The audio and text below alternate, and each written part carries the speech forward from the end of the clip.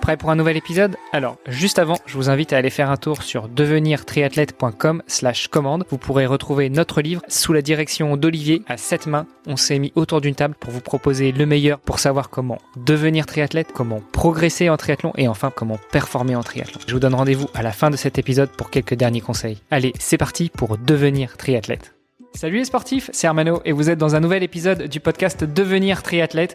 Aujourd'hui, nous avons un superbe invité, ou plutôt une superbe invitée, mais juste avant, mon co-animateur, cofondateur du podcast et fondateur de la marque Ohana, à savoir Olivier de Scooter. Salut Olivier. Salut Hermano, ravi d'être là. Et pareillement, surtout qu'aujourd'hui, nous recevons une invitée et pas n'importe laquelle.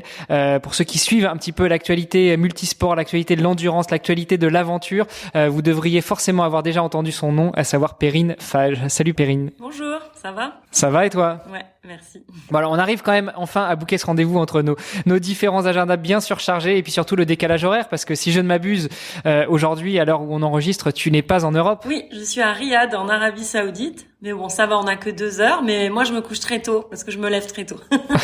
Voilà, du coup, on te fait enregistrer assez tard parce que avec les 2 heures de décalage en plus, il est pas si tôt que ça chez toi. J'irai au lit directement après. Ça va.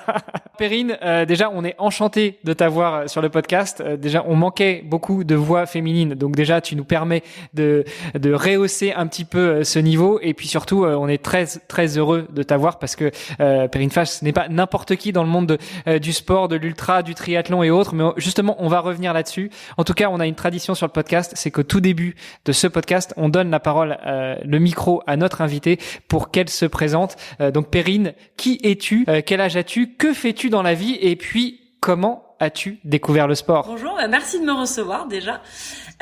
Donc, je suis Perrine, j'ai 41 ans et... On a le même âge. Je suis avocat dans la vie. Je suis française expatriée en Arabie Saoudite. En Arabie Saoudite depuis 1 an et au Moyen-Orient depuis 6 ans. J'étais au Qatar auparavant.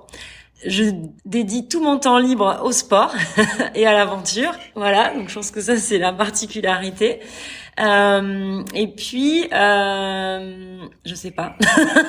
Alors, j'ai découvert le sport. J'ai été une enfant athlète puisque je dis enfant, oui, parce que c'était très très jeune. J'ai fait de l'équitation à haut niveau. J'étais en équipe de France à 12 ans, 14, 15 et 10 et 16. Voilà. Donc, j'ai fait de l'équitation en dressage à poney et puis après en concours complet à cheval. Tout ça en junior. Et ensuite, j'ai eu le choix de faire ma carrière professionnelle dans l'équitation. Et j'ai finalement décidé d'avoir une vie normale. Une vie normale.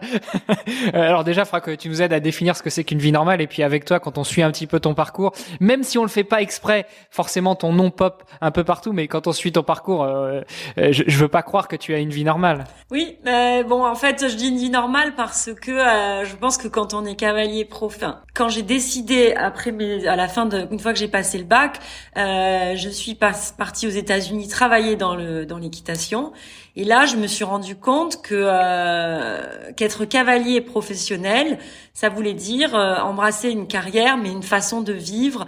Et je pense aussi que je me suis un peu ouvert au voyage parce que en fait, moi, toute ma vie, j'allais monter à cheval et j'allais à l'école et c'est tout. Et à l'école, j'avais même pas d'amis, rien. J'étais juste dans le cheval. Même au cheval, j'avais pas spécialement d'amis. J'étais vraiment concentrée sur mon rapport avec le cheval et travailler pour être compétitive. Et je me suis rendu compte que en fait, il y avait d'autres choses dans le monde. Et d'autres choses à faire, d'autres choses à découvrir et que peut-être quitte à passer à côté de beaucoup de rêves d'aller faire les JO ou d'être la meilleure cavalière au monde, peut-être en fait je préférais faire autre chose. Et donc je me suis inscrite à la fac. Au bout de 3 mois aux États-Unis, même pas, ça faisait 2 mois, j'étais là-bas, j'ai appelé mes parents et je leur ai dit en fait je vais rentrer dans 1 mois et je vais m'inscrire à l'université. Et j'ai arrêté petit à petit parce que j'ai continué à monter à cheval, mais pour moi, le faire à moitié, ça servait à rien et naturellement, j'ai arrêté. Et en fait, j'ai arrêté quelques années, j'ai fait mes études et puis en fait petit à petit j'ai commencé à voyager, à me remettre au sport et puis la trentaine arrivant comme tout le monde hein, à me remettre encore plus au sport et puis c'est devenu j'ai découvert la montagne et je me suis rendu compte que pour faire de la montagne de manière un peu plus engagée, il fallait que je m'investisse un peu plus dans le sport, que je me mette dedans et puis voilà, et puis le premier marathon, une chose en amenant une autre, c'est allé très vite en fait. Ouais. Ah ouais, très vite. Mais on va revenir justement sur ta carrière. Moi j'ai quand même une question, c'est que tu nous dis que quand tu étais jeune, tu étais athlète de haut niveau, même de très haut niveau, et puis finalement tu t'es lancé dans les études.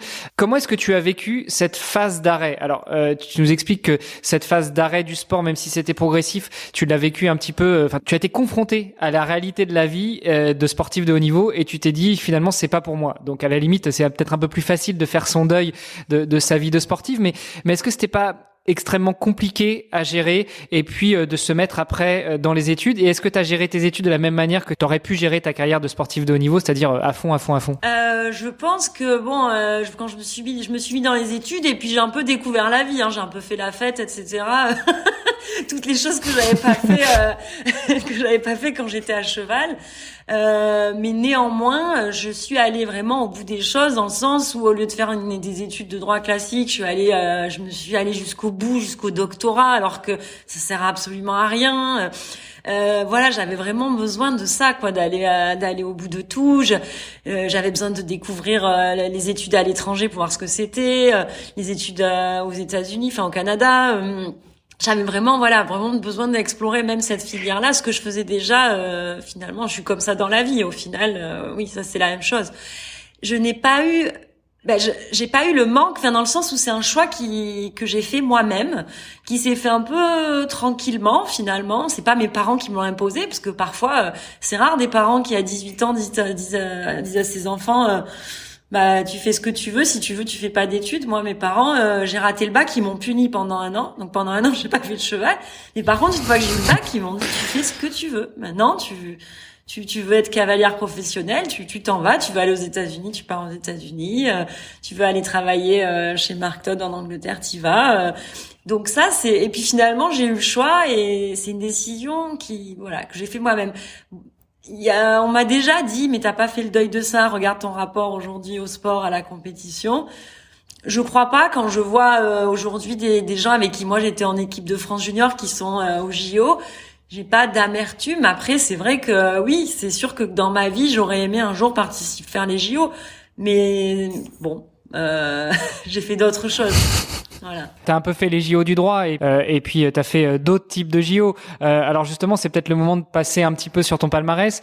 Quand on tape Perrine Fage sur Google, on trouve du marathon, on trouve du triathlon, on trouve des choses un petit peu atypiques aussi, puis parfois un petit peu entre les deux, notamment l'enduro. Oui, alors l'enduroman, ça a été c'est une course que j'ai voulu faire une fois que j'avais fait le tour de l'Ironman, enfin le tour à mon sens, pour moi en tout cas, où j'en avais un peu assez. Bon, c'était très rapide, hein, ça a duré 2 ans et demi l'histoire. C'était plié, mais en 2 ans et demi j'en ai fait un paquet. Et donc je me suis inscrite à l'enduroman parce que j'avais cette boulimie de faire le truc le plus dur. Donc j'ai littéralement tapé sur Google triathlon le plus dur au monde, hein. Ça s'est passé comme ça l'histoire. Après, il y en a beaucoup aussi. Il paraît que le plus dur au monde, c'est en brun quand même, non? Oui. Le Northman, ils disent pareil. Donc, Ouais, alors ça c'est vrai que quand j'ai fait le Northman, j'ai bien compris que c'était pas le plus dur au monde. Ça c'est sûr, hein. Mais c'est peut-être un des plus sympas au monde, mais c'est pas le plus dur.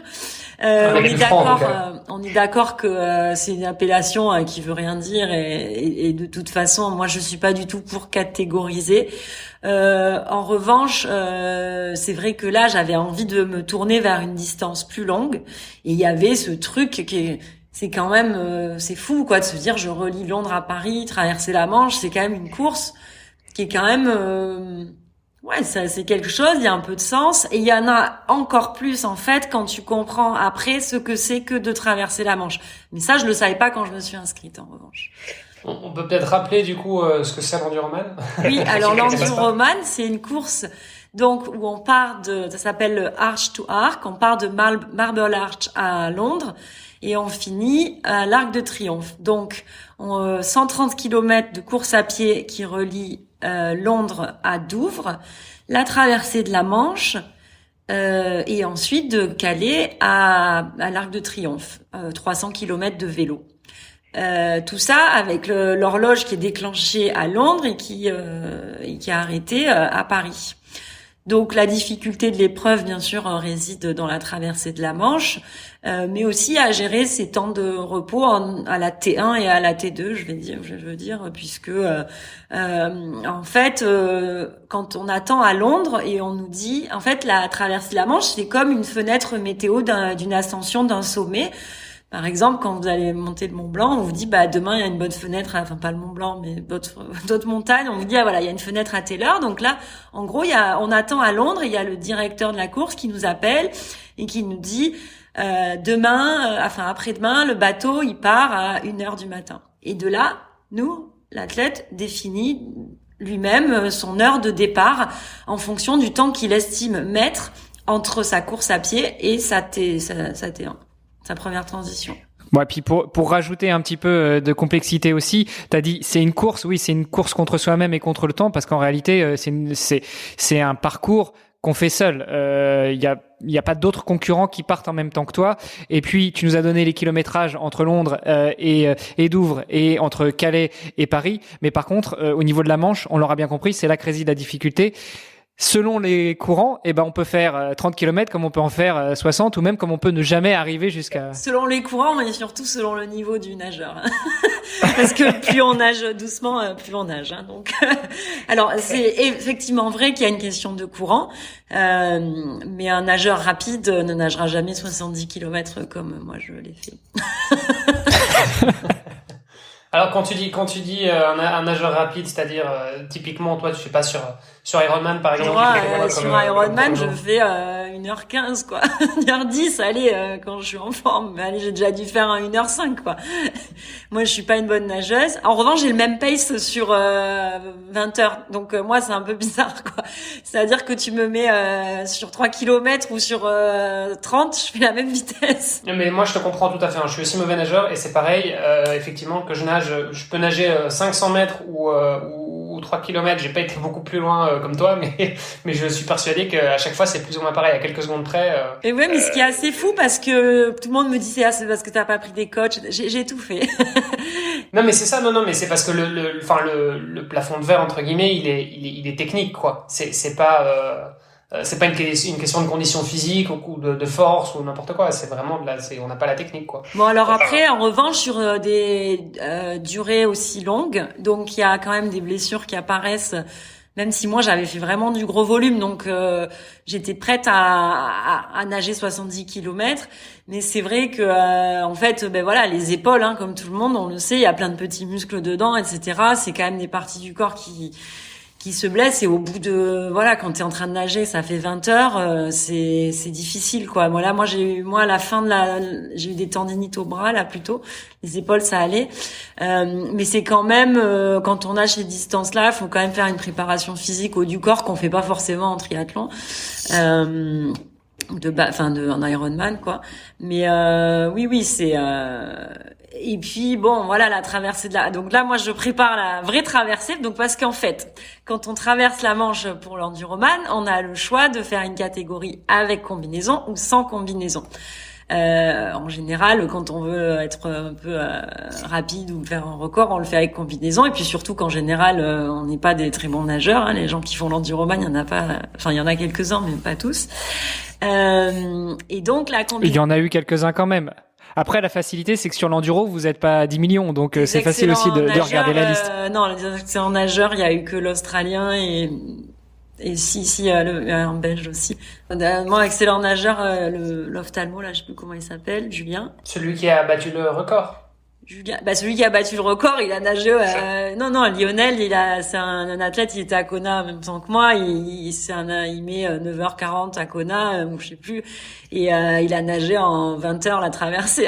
Par contre, il a envoyé au vélo, il a envoyé à la course à pied. Il s'est pas reposé. Et il a fait vraiment une belle course en nageant pas bien. C'est beau parce qu'il est proche des 48 heures et non, il y avait un Australien qui était très très fort. Pareil sur Ironman qui doit être, je sais pas, je pense qu'il a fait vraiment des très bons temps. Cet Australien-là a fait une double traversée donc en maillot avec un très bon temps aussi. Et en fait, lui, il est tellement, il a un mental assez particulier et à chaque fois, il arrive à l'enduroman, il dit je vais tout exploser, sauf qu'il explose. Et il explose à la course à pied parce que c'est vrai que la course à pied elle est facile, mais c'est quand même 130 bornes de route quoi. Et en fait, ça fait quand même mal. Donc non, c'est marrant. Je veux dire, c'est plat, Olivier, c'est pas du trail quoi. Et en fait, ça fait mal. Ouais, quand même. Hein. Et donc, oui, la traversée. Donc, normalement, la vraie traversée de la Manche, au sens des puristes et de la Channel Swimming Association, qui régule les traversées de la Manche, c'est un lobby anglais puisque les Français veulent pas en entendre parler. Si on veut être considéré comme nageur, quelqu'un qui a traversé la Manche inscrit au tableau, il faut qu'il l'ait fait en maillot de bain sans aucune aide. Et la combinaison, évidemment, est une aide, ça c'est évident. Donc, en fait, moi, je prépare cette année la traversée de la Manche en maillot. Donc c'est un peu audacieux quand on voit la difficulté que j'ai fait à faire avec une combinaison. Mais bon, voilà, on va voir. Attends, est-ce qu'on a mis les deux pieds dans le plat directement? Mais l'enduroman, c'était quand? T'as fait ça tout de suite après ta série d'Ironman? C'était ta première expérience en ultra? Non, c'était pas ma première expérience en ultra, parce que j'ai fait des ultras pour préparer l'enduroman. Alors, l'enduroman a été donc enchaîné. Je me suis inscrite juste après toute cette série d'Ironman. Je me suis inscrite au mois de décembre. Tout de suite, j'ai commencé à nager, à augmenter un gros volume de natation. Et au mois de février, j'ai commencé l'ultra-distance à vélo, tout simplement par hasard, parce qu'il y avait une course à côté de chez moi, un Biking Man, ça s'appelait. Et c'est 1000 kilomètres de vélo. Et moi, je connaissais pas du tout ce genre de course et ça m'intéressait pas du tout parce que pour moi, c'était du bikepacking, c'était des gens qui faisaient le tour du monde à vélo avec des sacoches sur leur vélo. Donc je pensais que c'était je savais pas du tout, je connaissais pas du tout ce milieu, je savais pas que c'était vraiment une course. Enfin, si, je savais qu'il y avait un chrono, mais bon, donc on s'est inscrit avec une copine. Et parce que j'étais un peu angoissée quand même, je me disais non mais je vais me perdre, moi j'ai toujours la phobie de me perdre, etc. La navigation c'est pas trop mon truc. Et puis on s'est inscrit et en fait très rapidement ma partenaire a abandonné parce elle s'était pas entraînée, donc évidemment au bout de 300 bornes elle avait plus de coups quoi, donc elle a dû arrêter. Et moi j'ai trouvé ça incroyable parce qu'en fait c'était la totale liberté, c'était la première fois que je roulais déjà seule. On est triathlète, on roule seul, mais là j'étais dans un pays que je connaissais pas, avec juste mon GPS. C'était la nuit dans le désert, il y avait du vent, j'entendais les vagues, parce qu'après il y avait toute une partie de désert, après il y avait toute une partie de côte. Et j'ai trouvé ça formidable. J'ai senti cette liberté, ce truc, et puis ces efforts où on dort pas, avec le début de ces sensations de quand on commence à pas dormir, du coup on a des hallucinations, son corps il est complètement différent.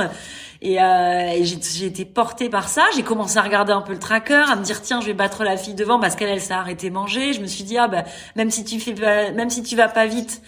En fait, si t'es un peu plus intelligent, tu vas pouvoir la doubler. Beaucoup de choses à prendre en compte dans la course, de stratégie.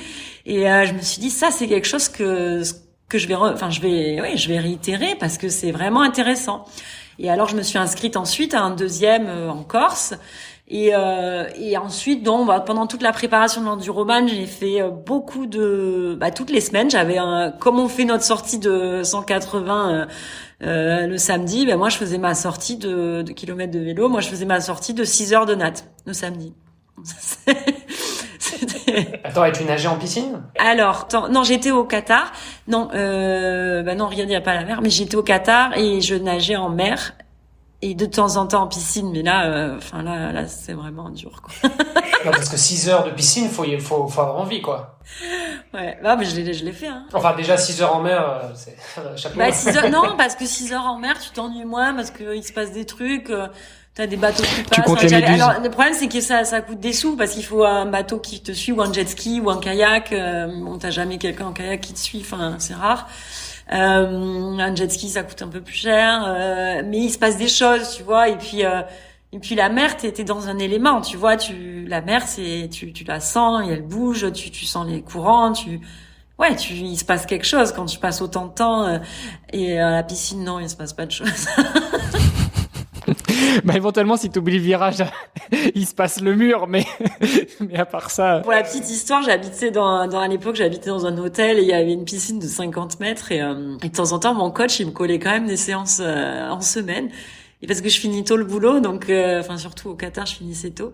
Et donc, je me mettais dans l'eau, genre à 6 heures du soir jusqu'à minuit et en fait, il y avait les gars de la sécurité. J'avais une autorisation. Normalement, la piscine, elle fermait quand il faisait nuit, donc à 18 heures. Et les gars de la sécurité qui essayaient de me sortir de l'eau, je leur disais mais non, j'ai autorisation et tout. Et c'était marrant, quoi. Mais toute la nuit à nager. Je me dis, je sais pas si je pourrais refaire ça. Dans tous les cas, je vais pas faire le même volume que j'ai fait pour l'enduroman. J'ai pas besoin maintenant, c'est acquis. Il y a des choses, il y a une mémoire du corps. J'ai plus besoin de faire tout ça. Je pense que il y a très peu de gens qui se sont autant entraînés que moi pour l'enduroman. Certains diront ouais, du coup t'es arrivé cramé. Je pense que j'avais besoin. Vraiment, je partais tellement de loin en natation que c'était nécessaire. Et en revanche, ce sont des acquis que j'ai et je pense pas que je ferais de tels volumes. Je nageais 60 bornes par semaine. Je referai pas ça c'est sûr. Bon, alors c'est vrai que j'ai que la piscine, donc ça va être compliqué. Comme le disait Olivier, on a mis directement les pieds dans le plat. Je voudrais quand même qu'on revienne après avoir parlé de l'enduroman, un petit peu à ta reprise du sport et qu'on refasse un peu une overview de par où t'es passé, quels sont les sports que tu as pratiqués, quels sont les défis que tu as relevés, quelles sont les aventures dans lesquelles tu t'es lancé. Tu nous as parlé du biking man, mais peut-être déjà reprendre un peu chronologiquement toute ton histoire avec le sport après ton abandon au fur et à mesure de l'équitation. Donc comme je disais, j'ai commencé vraiment à beaucoup voyager, à faire à me rapprocher un peu plus de la nature, de la montagne, à faire de l'alpinisme, à aller un peu dans les Alpes, à avoir mon guide. Et puis voilà, un jour j'ai vu quelqu'un de mon bureau qui s'entraînait pour un marathon. Moi, courir, je détestais ça. Je pense que j'avais pas couru depuis. Heureusement que tu nous dis que tu détestais ça, parce que si t'avais aimé ça, je sais pas où on en serait.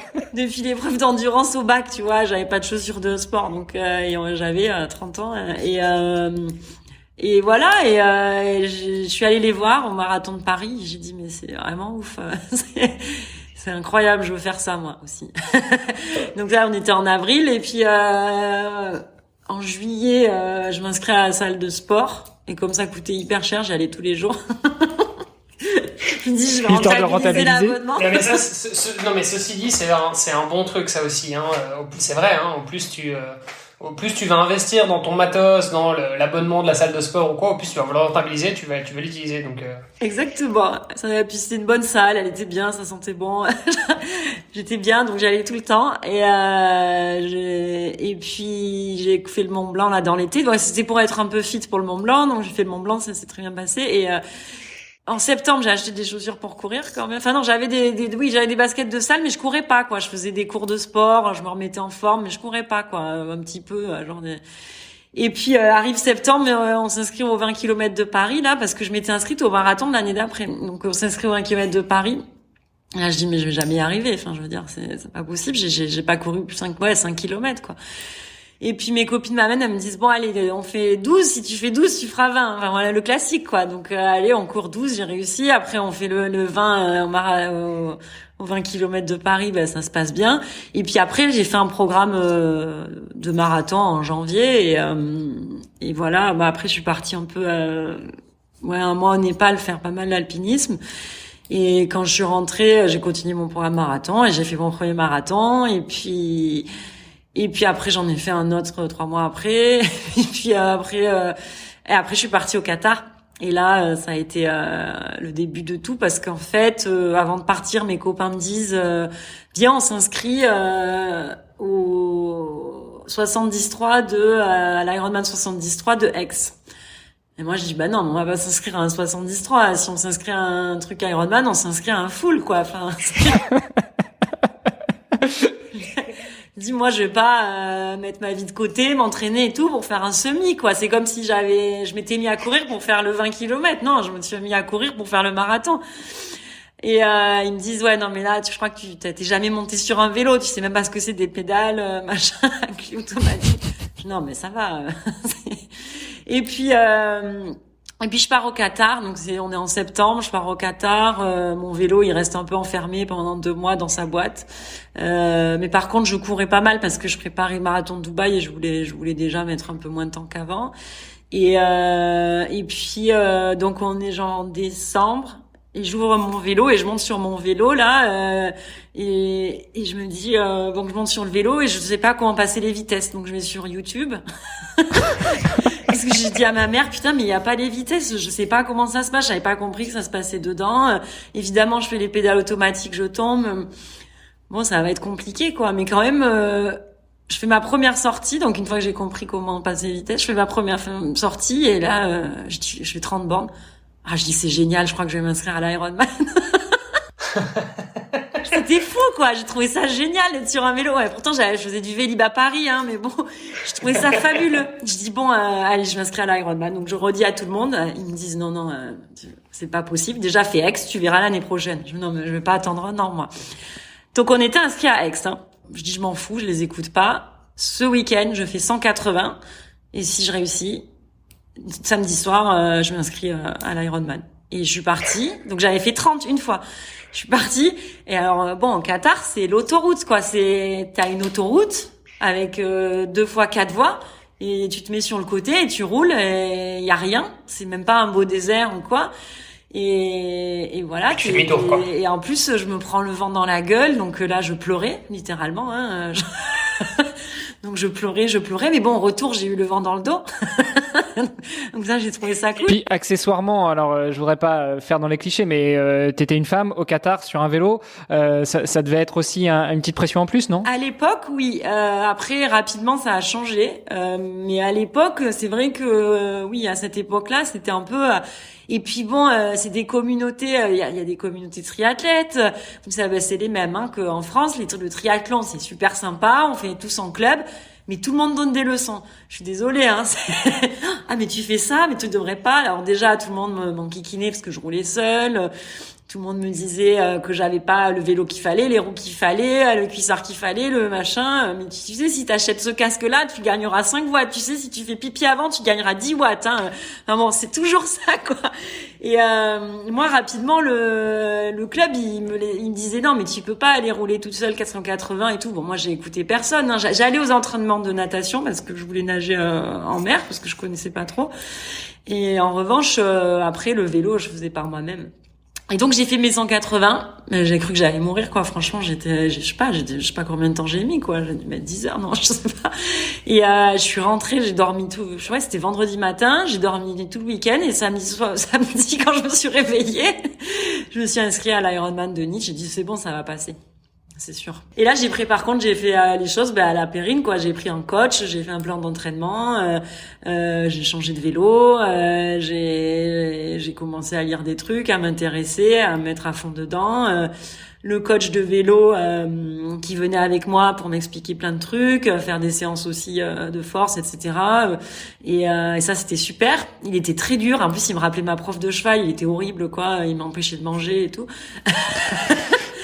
Et lui, pas tout pour te faire aimer le sport. Ouais, mais bon, moi, j'ai connu le sport comme ça, donc ça marche avec moi, quoi, ce genre de méthode. Donc ça marche pas avec tout le monde, mais ça fonctionne avec moi d'avoir un coach qui est dur. Et voilà. Et puis là, si tu veux, on se retrouve à la veille de Aix. Et là, mon coach, quand même, il m'a coaché que pour le vélo. Il me dit, tu sais pas ce que c'est un col. parce que t'as jamais fait une seule montée, puisque tu fais 180 de vélo, t'as 100 mètres de D+, au Qatar. C'est les bumps, tu vois, c'est comment on dit, les dodanes. Là, il me dit, tu vas, fais Aix, mais par contre, je t'interdis d'aller sur Nice, parce que là-bas, moi, quand j'étais jeune, parce que c'est un ancien cycliste, j'ai roulé là-bas, Nania, tu n'arriveras jamais à monter un col, tu n'as jamais monté un col de ta vie. Et alors là, si tu veux, tu sais, je me mets à pleurer. Et là, il me dit, non. Et là, il me dit un truc pire. Il me dit pire, en fait. Je pense qu'il y a quelque chose qui est pire que de te dire que tu vas pas y arriver, c'est te dire, mais si, tu vas y arriver, mais tu vas finir en 16 heures, tu vas être ridicule. Et là, tu sais pas quoi penser, en fait. Parce qu'en fait, c'est encore pire que de te dire que tu vas pas arriver à faire quelque chose, et on te dit, le truc que tu vas faire, c'est nul. Alors que toi, ça fait quand même 6 mois que tu fais tout pour y arriver, quoi. Et que vraiment, on le sait tous, si vous faites du triathlon, quand même, c'est des sacrifices, quoi. Et le premier Ironman, on est quand même complètement obsédé, on pense qu'à ça, et on se dit, c'est incroyable, et on ne vit que pour le moment où on va passer la ligne. Et c'est vraiment, moi, le premier, j'avoue, on peut critiquer Ironman, tout ce que tu veux, le premier Ironman, c'est quelque chose de fou. Et là, t'as un mec, 2 semaines avant, qui te dit ça. Non, mais tu vas y arriver, mais bon, c'est nul, quoi.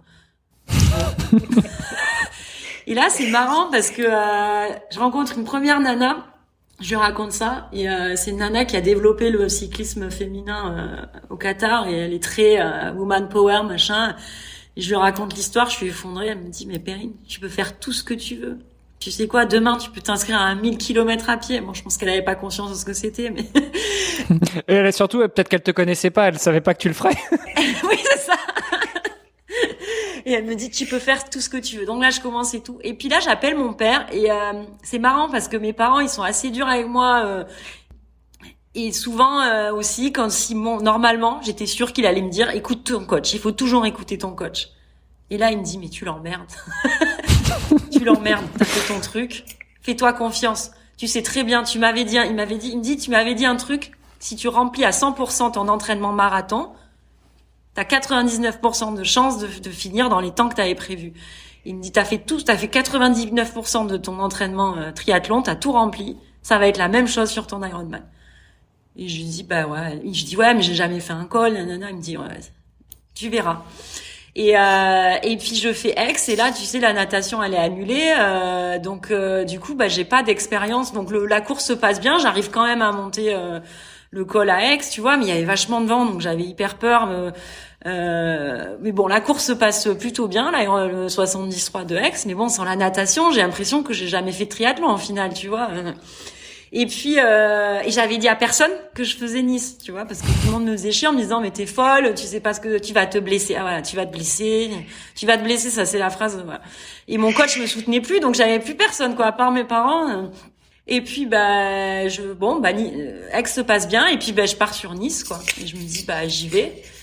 Et là à la natation, moi j'étais un peu stressée quand même, parce que enfin, c'est quand même impressionnant, quoi. Ton premier triathlon, c'est ça. Bon, ça va que les départs maintenant, c'est quand même plus des mass start, quoi. Donc ça va, mais bon, c'est quand même un peu la guerre. En fait, ça s'est très bien passé. J'ai mis 12 heures, 12h30, moi, je sais plus, 12h15. Et là, mon coach, il s'est excusé, confondu en excuses, machin. Il me dit, on va t'entraîner pour Langkawi, tu vas faire podium à Langkawi, machin. Et ouais, je lui en voulais un peu, mais je l'ai quand même gardé. Mais après, je l'ai viré après Langkawi. Mais une fois qu'on a eu le podium à Langkawi. Mais c'est vrai que normalement, quand tu arrives à bien remplir ton plan d'entraînement, etc., s'il est adapté au chrono que tu as décidé de faire, et que si tout se passe bien dans le meilleur des mondes, s'il n'y a pas de facteur, pas de crevaison, de machin et tout, c'est quand même une recette qui fonctionne. Et donc voilà, donc ça s'est très bien passé à Aix, et puis après j'ai enchaîné ma boulimie de course, donc j'ai fait plein d'Ironman, le Norseman. En même temps, je me suis un peu essayée aussi aux courses de vélo, mais alors ça a été vraiment un échec de grand fond d'eau. Mais je sais pas rouler en groupe, j'ai jamais roulé en groupe, ou très rarement. J'ai fait quelques courses de vélo au Qatar, à chaque fois je me faisais dropper. Et pareil, je pars à Singapour faire une course donc de grand fond d'eau. parce que le championnat du monde amateur était en France. Donc je me suis dit, comme ça, je pourrais faire les championnats du monde si je me qualifie et voir ma famille. Et là, évidemment, je me fais dropper parce que voilà, je sais pas tenir, je sais pas rester dans un groupe. Et puis il se passe un truc de fou, il y a une tempête. C'était une épreuve de 136 km et donc il y a une tempête.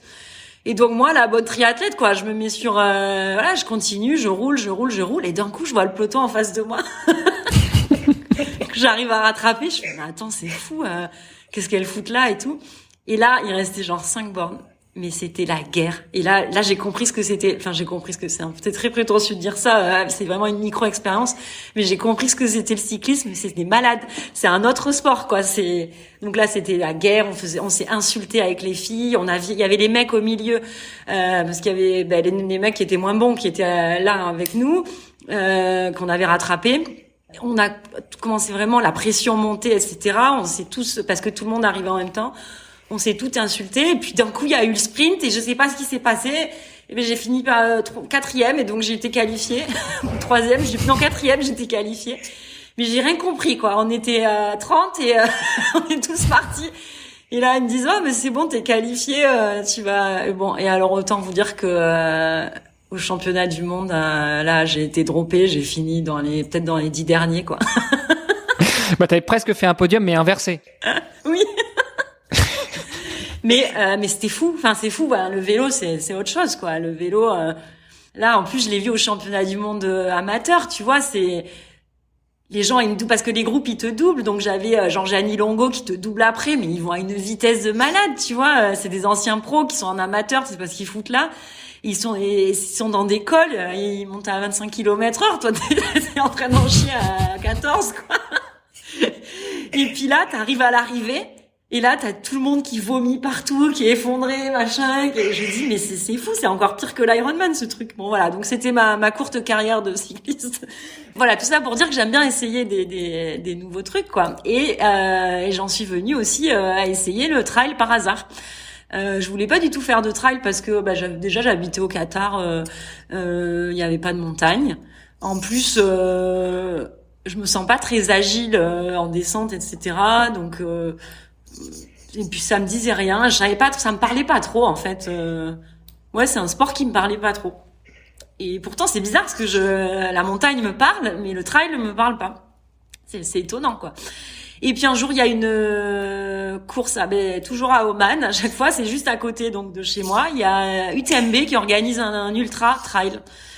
Et donc je me dis ça va 130 km facile. Ah mais là vraiment je suis naïve hein. Je me dis 130 bornes ça passe. Enfin, je veux dire j'ai jamais fait de trail, j'ai jamais couru plus de 50 C'est 3 marathons d'affilée quoi, c'est tout. T'avais pas pensé au dénivelé? Si, j'avais déjà fait quand même 130 sur la route mais ouais non, j'avais pas pensé au dénivelé. Et je me dis franchement ça passe, nickel. Et au pire de toute façon les cut-off moi, je veux dire, personne ne peut courir à moins de 6 km/h, tu vois. Je vais au moins courir à 7 ou 8 en moyenne. Je me dis, attends, mais il y a des gens qui finissent à 5 km/h, mais c'est de la marche, c'est nul.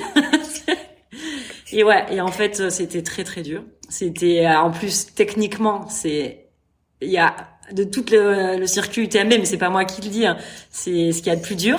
Les pros, ils devaient finir en 17 heures, ils ont fini en 3 heures, en 4 heures de plus. Donc t'imagines, si un pro met 4 heures de plus, ça veut dire que toi, tu vas mettre 10 heures de plus que le chrono normalement prévu. Je me suis retrouvée à me rendre compte qu'il y avait des barrières horaires 2 heures ou 3 heures après moi. Donc là, vexée, évidemment. Et surtout des douleurs atroces quoi. Le trail, si t'as jamais fait de dénivelé, c'est horrible quoi. Ça fait mal. Et tout ça t'a quand même amené jusqu'à l'enduro. Ça t'a pas calmé? L'enduroman m'a fait moins mal que certains trails, hein, franchement. L'enduroman, ce qui a été dur pour moi, c'est la traversée de la Manche parce que physiquement, j'ai eu des tendinites au bras, j'ai eu des brûlures très sévères avec la combinaison. Pendant 2 semaines, je pouvais pas m'habiller. Ouais, l'enduroman, ça m'a fait mal là, mais ça m'a fait quand même, mais le trail, ça fait mal pendant la course, quoi, tu vois, c'est vraiment très physique, quoi. Et mais bon, après, quand on se prépare un peu mieux, évidemment, c'est plus ça va, moins ça fait mal, mais quand même, quoi. Et non, et du coup, j'ai eu envie de faire plus long aussi. Et cette année et l'année dernière, j'ai découvert la distance 300 km, 350 en trail. Et c'est une distance que je peux pas dire j'adore dans le sens où j'en ai fait que 2, mais en tout cas, je m'y retrouve vraiment dans cette distance parce que c'est une course qui dure plusieurs jours. C'est une course encore une fois comme les ultras à vélo où il faut gérer son sommeil, il faut gérer sa nutrition, il faut gérer plein de choses et surtout c'est une course où tu es vraiment dans la nature pendant 100 heures à peu près, ça dépend de ton chrono, quoi, mais au moins de toute façon 80 pour les premiers, donc déjà c'est du temps pour tout le monde, quoi. Et c'est fou parce qu'en fait quand t'arrives, t'as vraiment l'impression d'être parti quelque part, quoi. C'est parce que t'es parti plusieurs jours et tu rentres chez toi, quoi. C'est c'est vraiment fou. Et la Swiss Peaks, qui a été pour moi mon premier 200 miles, donc la Swiss Peaks, ça a été vraiment une révélation. C'est une course où en fait tu pars d'un glacier et c'est une traversée du Valais, du canton du Valais en Suisse, et tu arrives au lac à Genève, enfin à côté à Montreux, au Bouvray, et là t'as vraiment tu passes 4 jours sur les crêtes et tu traverses tout par les crêtes. Donc t'es vraiment en montagne pure. À aucun moment tu descends, quoi, alors que le Tour des Géants, si. Et enfin tu descends, tu remontes, mais si tu veux, tu retournes jamais à la civilisation pendant ces 4 jours par des petits villages. Et c'est fou parce qu'il se passe tellement de choses pendant ces jours-là. Et tu arrives à la fin de la course, tu te souviens même plus de tout ce qui s'est passé tellement il s'est passé des choses. Il y a des moments où ça allait plus, il y a des moments où c'était incroyable, t'as des moments, tu sais pas si tu les as vraiment vécus ou pas, tu te souviens pas, tu sais pas si c'était des hallucinations ou pas. Et c'est vraiment un déchirement de finir la course et de quitter cette montagne, en fait. Donc c'est à la fois, tu dis bon c'est terminé, mais à la fois c'est vraiment un moment de finish line qui est différent des autres courses parce que tu finis, mais tu dis je suis plus là-bas, quoi, et c'est bizarre, tu vois, alors que je sais pas, tu finis le finish line d'Ironman, tu te dis pas putain je serais bien resté une boucle de plus sur le marathon. Jamais tu dis ça. Je vois tout à fait ce que tu veux dire. Et ça se passe comment, hein, une course de 300 bornes à pied? Enfin, je veux dire, même au niveau du sommeil et tout ça, il y a des camps de base où tu peux t'arrêter. Alors, en gros, tous les 50 kilomètres, t'as une base de vie. Et donc, sur cette base de vie, tu peux te restaurer, dormir, et il y a une personne de ton assistance qui peut venir t'aider. Bon, alors ces courses-là, c'est des courses avec des gros dénivelés. Là, on parle de, par exemple, le Tour des Géants que j'ai fait cette année, 30 000 mètres de D+, pour 360 kilomètres. C'est vraiment beaucoup. Okay. C'est beaucoup. C'est costaud, ouais, si tu compares à un UTMB où il y a 10 000 sur la moitié de la distance, là, il y a 15 000 sur la moitié de la distance. Donc, c'est vraiment beaucoup, quoi. Donc globalement, moi en 2022 je me prépare à une traversée de la France, 1800 km, et j'ai 18 000 de D+, donc j'en suis très très loin. Ouais, tu vois. Et ce qui est fou, c'est qu'en fait t'es tellement en train de monter et de descendre que pendant une demi-journée ou presque une journée, quand tu as fini, t'as le mal de je sais pas quoi, t'as le mal de monter descendre, t'as la tête, tu te tiens debout et t'as l'impression que tu vas tomber soit en avant soit en arrière. Parce qu'en fait, t'as jamais été sur du plat. Donc en fait, et c'est dingue, la sensation comme ça, tu te tiens à des tables et tout pendant au moins une demi-journée, voire une journée. C'est un truc de fou. Ça te fait un peu le même effet que quand t'as passé une journée en mer où t'avais un petit peu de roulis. Alors, une fois que t'as traversé la Manche, je te dis pas, quoi, ça tourne. Bon, ça c'est comme en bateau, quoi. Ouais, c'est pareil. Et donc, comment ça se passe? Donc, la grosse différence pour moi entre un ultra trail et un ultra à vélo, c'est que à vélo, si tu veux, quand t'es vraiment très fatigué, bon, à vélo, il n'y a pas des bases de vie et tout, c'est de l'autosuffisance totale. Mais quand t'es très fatigué à vélo, en général, tu arrives toujours à trouver un endroit où tu peux t'abriter, je sais pas, un abribus ou te cacher sous une pierre, j'en sais rien. On fait au milieu d'un rond-point. Moi, j'ai dormi n'importe où, mais le problème en trail, si tu veux, c'est que si t'es en train de tomber de sommeil sur un col à 3500 mètres d'altitude où il fait froid, il y a du vent, c'est dangereux. Là, tu peux pas dormir là. Tu peux pas. C'est bon, tu peux mourir si tu veux. Et le problème, c'est que quand tu tombes de sommeil, tu tombes vraiment de sommeil, tu tombes d'un coup. Donc en fait, il faut quand même anticiper. Et il faut pas non plus se dire je vais dormir à la base de vie parce que tu sais pas à quelle heure tu vas arriver à la base de vie. Donc il y a quand même aussi des ravitaux, mais il faut savoir parfois dormir, faire une petite power nap à un ravito, parce qu'on sent qu'on va avoir sommeil, parce qu'il y a un gros col qui arrive, et qu'il faut surtout pas qu'on se retrouve dans cette situation-là dans un col, parce que là, si quand vraiment tu tombes de sommeil, tu commences aussi parfois à avoir des hallucinations et tout, donc tu n'es plus maître de ton corps et de surtout de ton cerveau, quoi. Ouais. Et donc ça peut être dangereux. Et moi, je me suis retrouvée au Tort des Géants, avoir une expérience spatio-temporelle, c'est-à-dire qu'il y avait je crois qu'il y avait la pleine lune, mais en fait la vallée c'était de nuit, mais on voyait la vallée et je vois au loin un troupeau de vaches et tout. Je marche et d'un coup je me vois assise à côté de ce truc qui était à 3 kilomètres de moi, quoi. Et j'étais à côté des vaches, assise au milieu, je sais pas depuis combien de temps. Donc en fait, je pense que j'ai dormi toute cette distance en marchant. Je sais pas ce qui s'est passé. Et c'est arrivé plein de fois comme ça.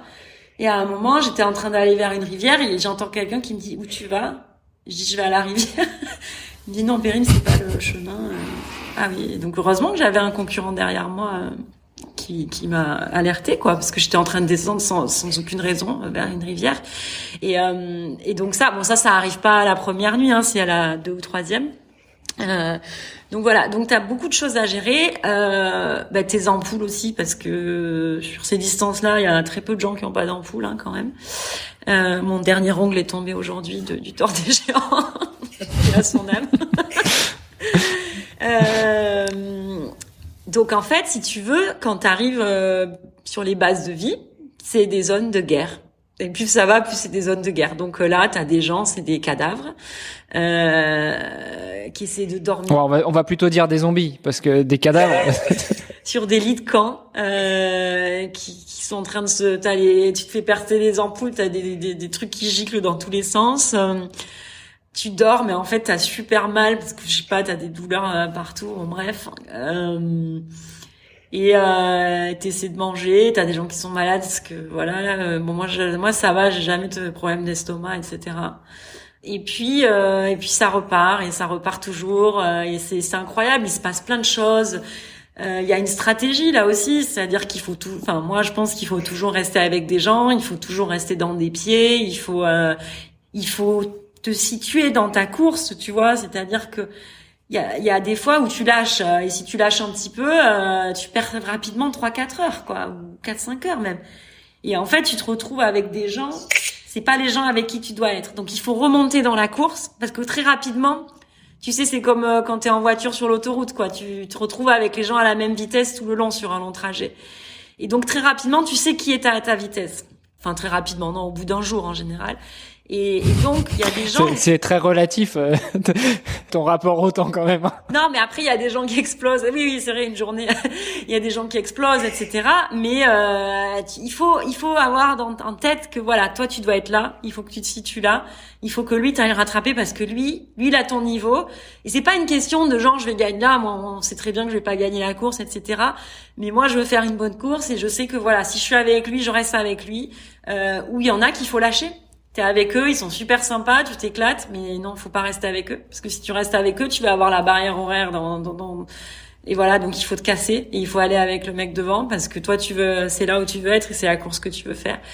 Et voilà. Et il y a une grande entraide sur ces courses-là. C'est vraiment parce qu'il y a des nuits, il y a des passages en montagne dangereux et il y a des nuits, il y a littéralement des anges gardiens qui sont avec toi et on veille tous les uns sur les autres et ça c'est extraordinaire. Franchement, t'as des situations où tu sauves, tu récupères un peu des gens, ouais, tu les sauves. Ouais, tu rentres limite dans le sport d'équipe, quoi. Je veux dire, on s'entraide. Enfin, je veux dire, c'est plus, on va essayer déjà d'arriver tous à la finish line, et puis voilà, si on arrive à faire un certain chrono, on sera content. Et c'est marrant parce que c'est sur quasiment toutes ces courses, même en tête de course, ils arrivent ensemble, hein. Personne fait la course tout seul. Ouais. C'est rare, et donc c'est pas que ceux qui sont derrière et qui veulent finir, c'est aussi les premiers parce qu'ils veulent faire un bon temps, mais tout seuls ils n'arriveraient pas à faire ce temps-là, donc ils restent ensemble et ils se tirent vers le haut ensemble pour arriver à atteindre ce chrono, pour avoir, quand t'as un coup de mou, bam bam, c'est le principe du pacer en marathon ou en triathlon, quoi, tu vois, c'est le même principe, sauf que là c'est sur des distances. Et puis les coups de mou on les a pas en même temps aussi, enfin c'est-à-dire t'auras un coup de mou quand moi ça ira encore, et puis inversement, quoi. Exactement. T'es tombé tu parlais de tomber de sommeil, ça t'est arrivé? Une fois, mais à vélo, mais j'étais à pied. À vélo, mais t'étais à pied? Faut que tu m'expliques. Ouais, parce qu'en fait, il se passe un truc, c'est que j'étais en train de pousser le vélo, clairement. En fait, je suis partie en ayant vraiment beaucoup sommeil. D'une espèce d'épicerie, d'un endroit où j'arrive à manger, et je repars et je vois que le prochain village est à 30 bornes, donc je dis 30 bornes, c'est rien, mais j'étais vraiment en train de tomber de sommeil, et au lieu de dormir dans cet endroit-là, c'était un peu pourri, je me dis non, mais il y a un village, ça sera mieux. Parce que parfois, ça c'était quoi? C'était un ultra, c'était un biking man ou un truc comme ça? C'était un biking man à Taïwan. Alors déjà, c'était une course qui s'est passée 8 jours après Kona, donc j'étais un peu fatiguée. J'étais un peu fatiguée, d'autant que je m'étais arrêtée entre les deux à Tokyo, où j'avais fait la fête avec mon meilleur ami, donc autant vous dire que je suis arrivée au Biking Man pas dans les meilleures conditions. J'avais pas de vélo parce que j'avais mon vélo de chrono avec moi, donc j'ai loué un vélo, c'était pas mon vélo, il a fait que avoir des merdes et tout. Bon bref, et là je suis en train de tomber de sommeil, mais je me dis 30 bornes tu les fais. Et en plus je regarde la map, ça a l'air d'être flat, donc 30 bornes ça va, quoi. Et en fait, ça commence à monter un peu. Je me dis, bon, c'est pas grave. Et je commence à tomber de sommeil. Et puis là, c'est un col, en fait. Il reste 20 bornes de col, donc, et j'ai plus de force. J'ai plus du tout de force et je tombe de sommeil. Et là, je me dis, c'est pas grave, tu vas dormir au bord de la route. Et je me rends compte qu'en fait, la route n'a pas de bas-côté. C'est un fossé. Donc, c'est impossible de dormir. Et en plus, c'est la jungle, quoi. Il y a plein d'animaux et tout. Je peux pas dormir dans un bas-côté. Et puis, c'est dangereux, quoi. Donc là, j'ai aucun choix, en fait. Soit je fais demi-tour, soit je tiens pendant ces 2 heures. Et là, en fait, je me rends compte que même le col, il commence à être à 10, 12. Et je me mets à marcher à côté de mon vélo, parce que je pousse, parce que je peux plus du tout pédaler. Et là, j'ai envoyé des messages à mon coach et je lui dis, mais c'est fini, je vais mourir de sommeil comme dans la torture, en fait. Et j'ai compris qu'on torturait les gens comme ça en les empêchant de s'endormir. Non, mais c'est vrai. Et franchement, et c'était horrible. Je lui disais, c'est fini cette fois. Cette fois, on est allé trop loin dans les conneries. et je me rappelle, j'ouvrais la carte pour voir si ça allait descendre à un moment. Et bam, j'avais la tête qui tapait sur mon vélo comme ça parce que je sur le guidon. Est-ce que j'ouvrais la carte et je tombais, en fait, de sommeil. Et à un moment, au bout de 2 heures, je vois un espèce de rond-point, mais c'était un rond-point plat, quoi, avec juste des plots autour. Et là, je me suis mis au milieu, j'ai pris une couverture de survie et j'ai dormi. J'ai même pas réussi à aller jusqu'au village. J'ai dormi 3 quarts d'heure et après ça allait. Mais tomber de sommeil, ça m'est arrivé, oui, ça arrive. Mais quand tu tombes de sommeil, en général, tu te réveilles, tu te rends compte que t'es tombé de sommeil. Éventuellement, tu fais une chute si t'as un vélo, bon, ça oui. Mais je veux dire, c'est pas tu tombes de sommeil et puis tu restes inconscient. Bon, non. Si la chute était... Ça te réveille, en fait, ça te réveille. C'est ça te réveille. Tu vois, c'est un choc et ça te réveille. Après, ça veut pas dire que... Tu tapes un truc et bam. C'est ça. Ouais. Et parfois, c'est juste les petits graviers sur le bord de la route qui font que tu sens qu'il y a des petites vibrations. Tu te dis, ah merde, en fait, j'étais en train de... Comme quand tu t'endors en bagnole, c'est pareil, hein.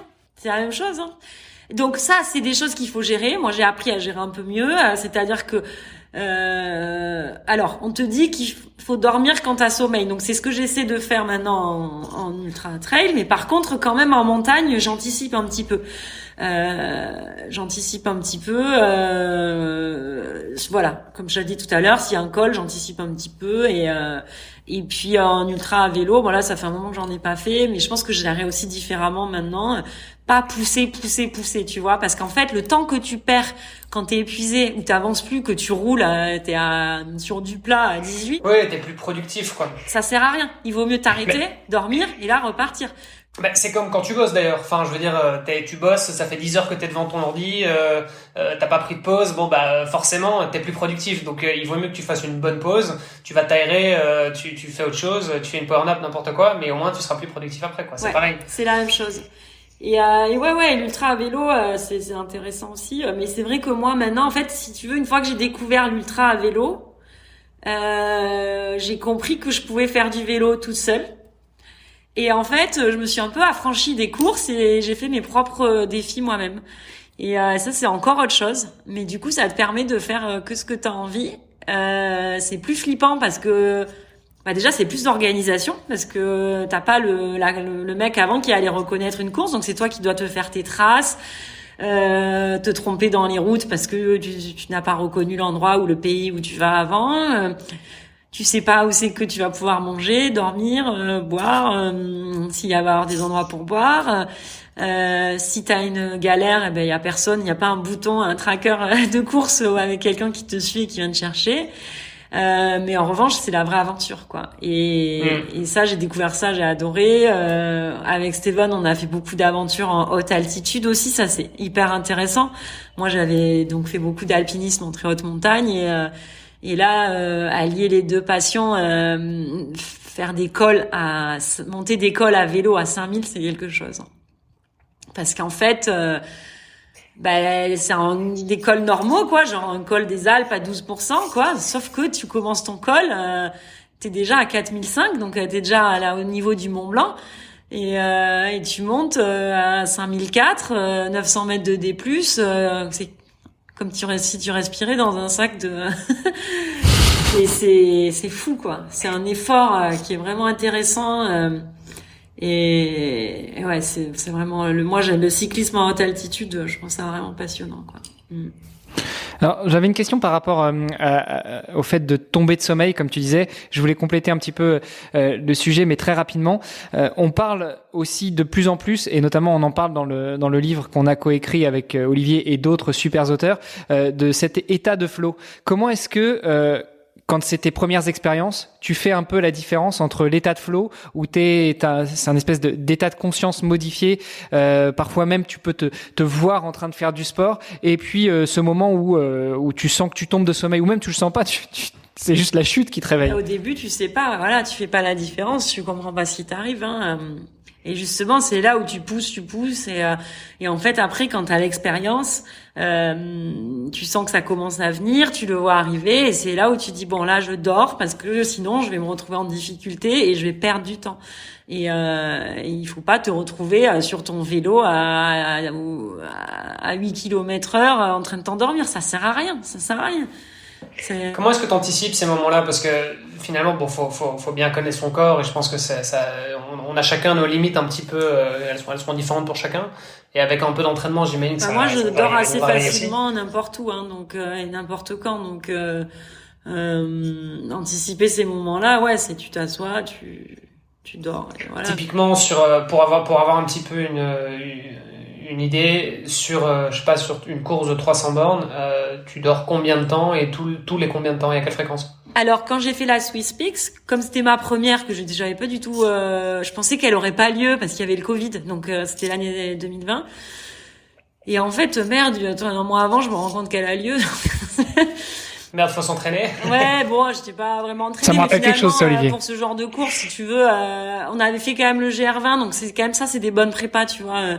Après, on avait fait un UTMB, 10 jours avant, mais en off, tu vois. Donc ça, c'est quand même des bonnes prépas.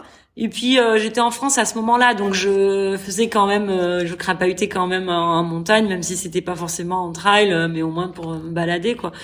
Donc musculairement, j'étais prête, quoi. Et puis je faisais beaucoup de vélo, donc voilà. Mais je me suis dit, j'ai pas envie de rater cette course, j'ai envie que ce soit doux, que ça se passe bien, parce qu'en fait, c'était l'année du Covid, c'était vraiment la merde dans ma vie, et je me suis dit, cette course, j'ai envie qu'elle se passe smooth, et que voilà.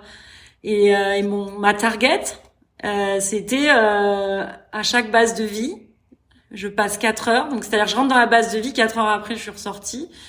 Donc je mange, je me douche, je me change et je dors. Ça peut paraître énorme, mais finalement ça m'a quand même permis de finir plutôt bien la course dans le classement. Et donc ça c'est hyper confort. Alors surtout que la course, la Swiss Peak, si tu veux, l'orga c'était génial. Donc t'avais des infrastructures top, des vrais lits pour dormir et tout. Donc ça c'était top. Et donc là la course elle s'est super bien passée parce qu'à chaque fois que je repartais d'une base de vie j'étais neuve, si tu veux. J'ai quasiment jamais dormi entre les bases de vie, non. Et par contre donc le Tour des Géants cette année j'ai dit bon bah cette année on va essayer de faire un meilleur chrono, donc on va gratter un peu sur les bases de vie et les dodos. Donc j'avais dit c'est 1h30 là, dodo et manger et tout ça. Sauf que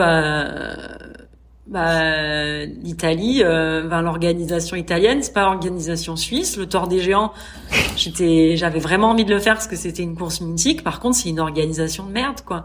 Et donc t'arrives au ravito, déjà comme il laissait personne des assistances venir vous aider, donc la première, deuxième, troisième base de vie, ça va, mais à la quatrième, t'es plus du tout capable de porter ton sac. Parce que t'as un sac avec toutes tes affaires, mais moi, j'étais même plus capable de porter mon sac, d'aller l'amener, de te changer. T'arrives même plus à le changer parce que t'as des brûlures partout. Enfin voilà, tu vois, et t'as besoin d'une assistance. Et là, t'avais pas l'assistance à cause du Covid. Ils étaient là, mais ils pouvaient pas te toucher ou toucher les affaires. Et la bouffe, c'était toujours la même chose. Donc il y a plein de gens qui ont été malades aussi parce que si tu veux, tu manges à la fin de manger le même bout de jambon et le même fromage et la polenta froide, voilà. Et ça, et comme les assistances pouvaient pas venir, tu pouvais pas avoir de bouffe de l'extérieur. Donc mine de rien, c'est challenging. Et aucun endroit pour dormir ou des espèces, au mieux dans certaines bases de vie, des lits de camp. Mais moi il y a des bases de vie où ils m'ont dit ouais tu peux dormir dans 2 heures. Non mais les gars, dans 2 heures je suis repartie, quoi. Et donc là je me suis mis par terre, ça a fait rire tout le monde parce que Steven me prenait en vidéo où j'ai dit je m'en fous et et il y avait du monde partout, il y avait un banc avec des gens assis et je me suis mis sous le banc et j'ai dormi là. J'étais trop bien. Et de toute façon, quand t'arrives dans ces états-là, tu dors n'importe où. Enfin, je m'en fous, je leur ai dit, mais moi je m'en fous, je me mets en boule là sur vous, madame. Non, tu peux pas rester là. Non, mais enfin bref, c'était vraiment une orga compliquée et voilà. Et donc là, j'ai beaucoup gratté sur les temps dans les bases de vie. C'était surtout que c'est pas des bases de vie où tu avais envie de traîner. Du coup, je me suis retrouvée confrontée à ces moments. Je te dis, j'ai eu cette expérience un peu spéciale, mais une fois. Et après, j'ai fait 2 petites power naps plusieurs fois, mais ça allait. Mais il y a eu un moment où j'ai été en difficulté à cause de ça, ouais. Et je m'en suis voulu parce que je me dis, mais t'as plus le droit maintenant avec ton expérience, t'as plus le droit de te retrouver dans ces situations-là. Et en fait, c'est vrai que l'ultra, c'est quand même, le sport en général, c'est des leçons à chaque fois, hein. Et on tire beaucoup d'expérience de chacune de nos aventures ou de courses, mais l'ultra, t'apprends vraiment hard way, quoi. Hein. C'est vraiment, ouais. Tu payes très cher tes erreurs, quoi. Bon alors, on a repassé en revue avec toi ta vie sportive. Tu nous as parlé de course à pied, d'ultra cyclisme, d'ultra course à pied, d'ultra trail, évidemment de triathlon, de 73 et d'Ironman. J'ai l'impression que plus ça va et plus tu vas au feeling, en fait, à la découverte de l'aventure qui va te faire plaisir, qui va te faire vibrer, qui va te permettre de sortir un petit peu du carcan habituel. Comment justement tu fixes tes prochaines aventures et puis quelles sont les prochaines? Avant, c'était vraiment très organisé et très anticipé parce que j'avais vraiment, surtout voilà, au Qatar, j'avais une vie vraiment très rangée, et puis il y a eu le Covid qui a un peu foutu le bordel là-dedans. J'avoue qu'aujourd'hui Ça a pas mal changé de choses. Donc, mes prochaines échéances, le marathon des sables en avril, parce que j'aime bien aussi faire des courses. Donc, même si je fais des aventures, j'aime bien aussi faire des courses. Normalement, j'avais un projet ici en Arabie Saoudite traversé, mais là, c'est compliqué parce qu'en fait, voilà, quand je planifie des aventures perso qui sont pas des courses, il faut une logistique, c'est compliqué. Enfin, même si tu fais en autonomie, il faut quand même préparer avant ton truc. Et notamment en Arabie Saoudite où il faut des autorisations pour pas mal de choses. Et là, ça commence à me chauffer un peu parce que ça fait vraiment longtemps que je travaille dessus, que je fais plein de choses et je pense que je vais mettre ce projet en suspens. Et donc, en gros, j'ai 15 jours pour trouver un plan B. Donc là, je suis avec des gens actuellement au Kazakhstan en train de discuter avec eux, avec le consul du Kazakhstan à Riyad. Donc je sais pas ce que ça va donner, si ça va aboutir ou pas. Ça part un peu dans tous les sens. Ça naît d'une photo que j'ai vue sur Instagram. Ah, ça a l'air beau cet endroit et je commence à creuser et je creuse parce que ça a l'air beau, j'ai jamais vu parce que c'est sûr qu'il y a des endroits, j'aime bien aller dans des endroits qui me font rêver ou qu'on voit dans plein d'endroits. J'aime bien l'idée de ouais, tiens, ça je l'ai vu parce que je me dis que si tout le monde y va aussi, c'est qu'il y a une raison et souvent c'est le cas. Mais j'aime bien aussi l'idée de découvrir des endroits et moi de les faire découvrir aux gens. Mais du coup, ça c'est toujours beaucoup plus complexe, forcément. Donc souvent, j'essaie d'embarquer Steven dans mes plans, mais laisse tomber, c'est trop compliqué. C'est vrai que c'est jamais simple. Donc voilà, j'essaie de nouer des contacts. Là, typiquement, je me dis tiens, le Kazakhstan, je l'avais en tête, donc je contacte des fédérations cyclistes, je contacte là le consul à Riyad pour qu'il me donne des contacts.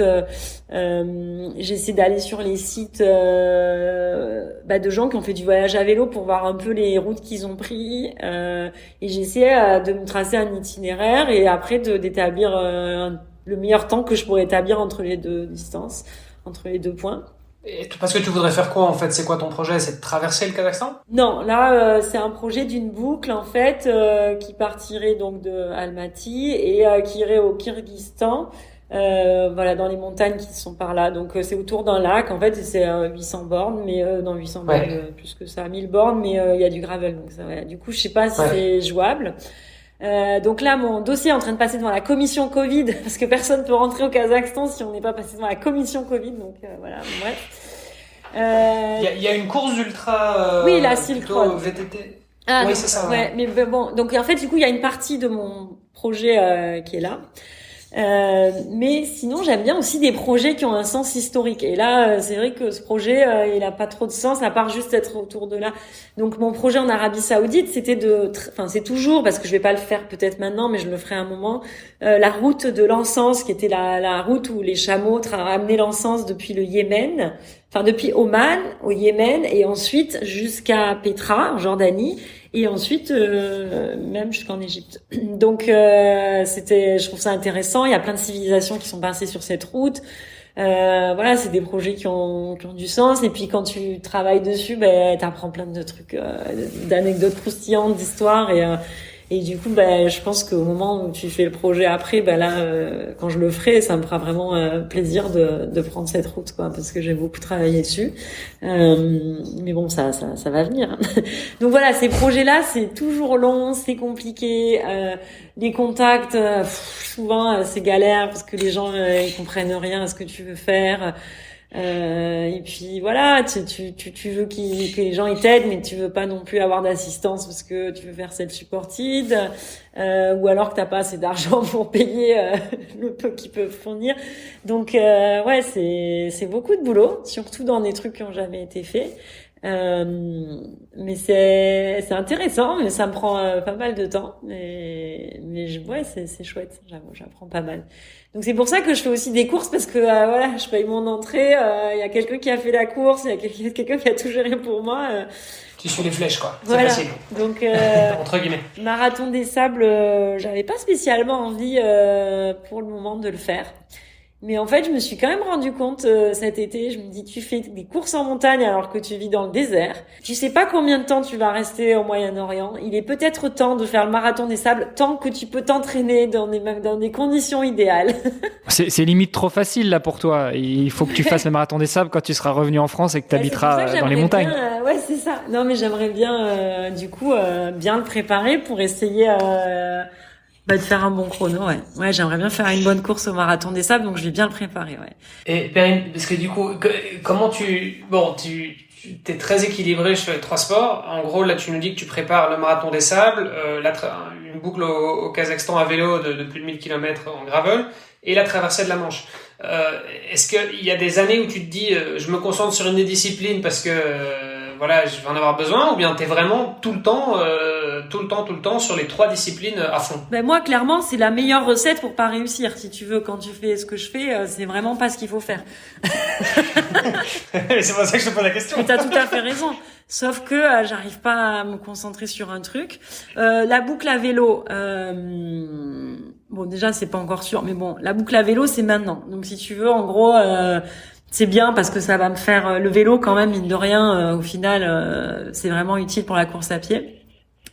Puis là c'est pas une course, donc j'ai pas besoin. Oui, non, bien sûr c'est l'entraînement croisé, mais bon au final donc, en revanche, c'est quand même. après ça là je vais me mettre à fond dans le marathon des sables. Et tu te prends combien de temps, tu te mets combien de temps pour préparer un marathon des sables par exemple? Oh bah je sais pas, je vais m'y mettre déjà c'est beaucoup, hein, décembre, janvier, février, mars. Ça fait beaucoup, hein. Non mais j'ai des trucs entre temps, mais des cours de course à pied, donc. Bon, enfin 3-4 mois pour préparer un ultra, c'est beaucoup. En même temps, c'est pas non plus. Enfin, il y a des gens qui vont préparer ça sur 2 ans, quoi. Bah ça dépend si je vais le gagner ou pas. Donc non, mais non, il y a des gens qui veulent juste le terminer et qui le préparent quand même sur 2 ans. Non, le terminer. Enfin après, on n'en sait rien. Cette année, regarde, ça a été super dur. Il y a eu 50% d'abandon. Mais bon, normalement, le terminer, y aller surtout le marathon des sables. Mais non, là, moi, si je le prépare pendant 4 mois, j'espère faire un bon chrono parce que je pense que c'est rare que j'ai préparé 4 mois un événement, hein, je te le dis. Et donc, alors, en revanche. Attends, l'enduroman, t'as préparé l'enduroman, j'ai tout donné, quoi, mais c'est le seul, quoi. Et non, et c'est vrai que quand je faisais de l'Ironman, je m'entraînais vraiment bien. Mais c'est après, en fait, je pense que si tu veux, après l'enduroman, j'ai explosé, quoi. En fait, t'es arrivé à un stade où tu t'es dit, j'ai fait l'enduroman, je peux tout faire, quoi. Non, c'est pas ça, s'est pas fait comme ça. Je pense, on en parlait avec Marine Leleu, il y a pas longtemps, et je lui dis, je pense qu'on a été cramé par cette course sans s'en rendre compte, parce qu'en fait on a enchaîné d'autres trucs après, et en fait 1 an après moi je me suis rendu compte 1 an après que j'avais pas récupéré. J'ai fait plein de trucs l'année d'après l'enduroman, mais je me suis rendu compte que j'étais plus capable de m'entraîner avec une montre, que j'étais plus capable de suivre le plan d'entraînement de mon coach. J'ai arrêté aussi avec mon coach, enfin là je retravaille avec lui, mais je pouvais plus, tu vois, et donc les 2 années qui ont suivi. Pourquoi? Parce que t'étais cramé, tu dis? Je pense, mais psychologiquement et physiquement. Ouais. Tu sais, quand tu progresses plus, alors que voilà, non, c'est. Et en fait, personne l'avoue parce que si tu veux, moi je fais plein de trucs et tout le monde me dit mais tu te blesses pas machin, mais j'ai commencé le sport à 35 ans. Si je continue comme ça à 45 ans, je suis défoncée, quoi. Tu vois, il y a plein de gens qui je pense qu'il faut faire attention aussi. Maintenant, je prends beaucoup plus de temps de repos aussi quand même, quoi.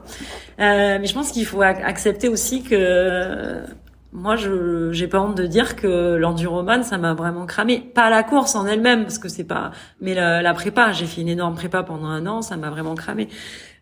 Aujourd'hui, j'ai vraiment repris l'entraînement, ça y est, j'ai fait 15 fois pendant 1 an, je t'ai dit je reprends, là ça y est.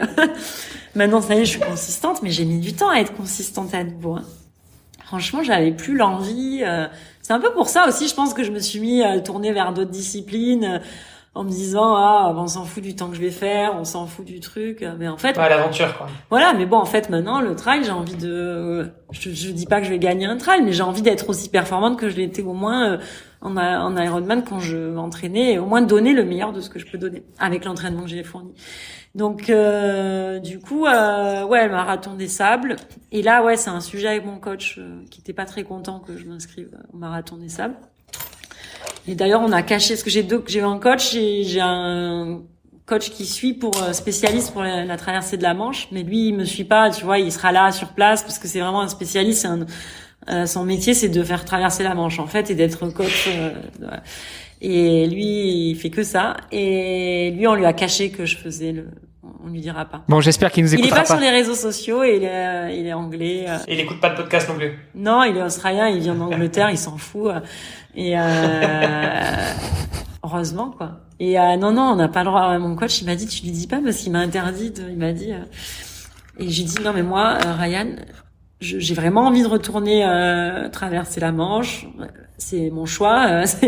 Mais par contre, je peux pas passer un an à faire que ça parce qu'en plus, si je réussis pas, t'imagines la déception.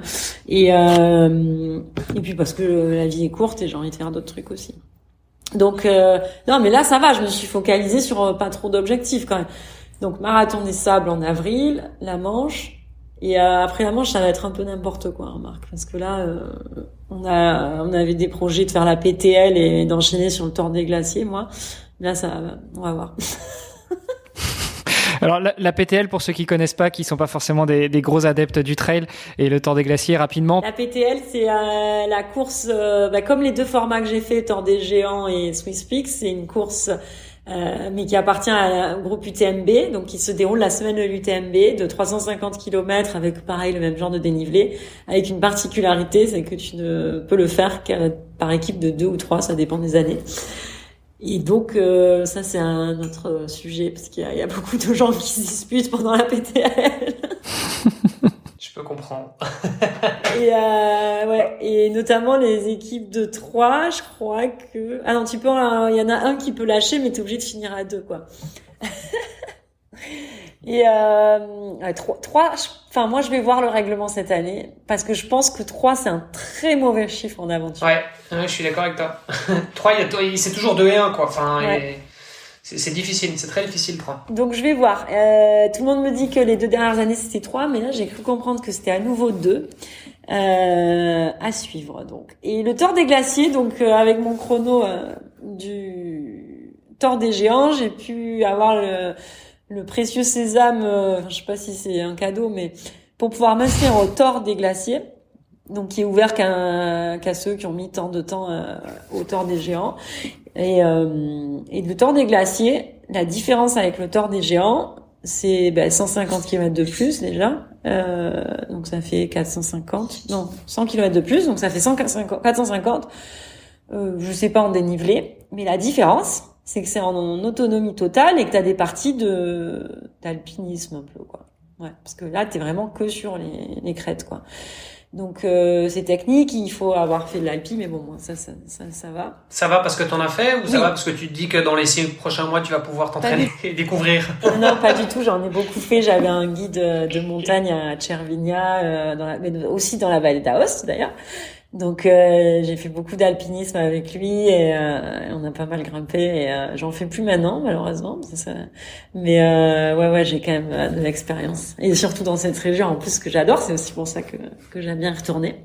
Ça me rappelle des souvenirs et ce qui est marrant c'est qu'à l'époque je faisais de l'alpinisme, je faisais pas du tout de trail et tout ça et je me rappelle que à Cervinia là où j'ai mon guide les guides de montagne, parce que le Tour des Géants, je crois que ça a 10 ans ou 11 ans, je sais plus. Et à l'époque, le Tour des Géants venait de commencer, c'était la 2e ou 3e année. Et les guides de montagne avaient 2 rêves, c'était grimper le Cervin, parce qu'il y en avait certains, les jeunes, qui disaient je grimperai le Cervin quand je serai prêt et tout ça, alors qu'ils étaient beaucoup plus expérimentés que moi qui l'ai grimpé. Et le 2e rêve, c'était d'un jour de faire le Tour des Géants, quoi. Donc, je me dis, et le Tour des Géants, mais quand il me racontait ce que c'était, je me disais, mais jamais, mais vous êtes tarés, vous êtes complètement fous. Pourquoi vous faites ça? Vous êtes des malades. Et ouais, et c'est fou, et finalement, j'ai fait, le Cervin, mon guide a mis très longtemps à me laisser le faire, en fait, et j'en voulais parce que je me sentais prête et je pense que je l'étais, mais il me disait tu le feras quand tu seras vraiment et en forme et vraiment qu'on fasse ensemble une bonne course et en fait à chaque fois, en plus, il y avait toujours une météo de merde quand j'y allais, parce que forcément, j'habitais Paris et tout. Et puis, je suis partie au Qatar et je me dis, je ferai jamais le Cervin, quoi. J'ai fait tous les sommets autour, quoi. Mais par contre, entre-temps, j'avais acquis vachement d'expérience, si tu veux. Donc ça, c'était cool.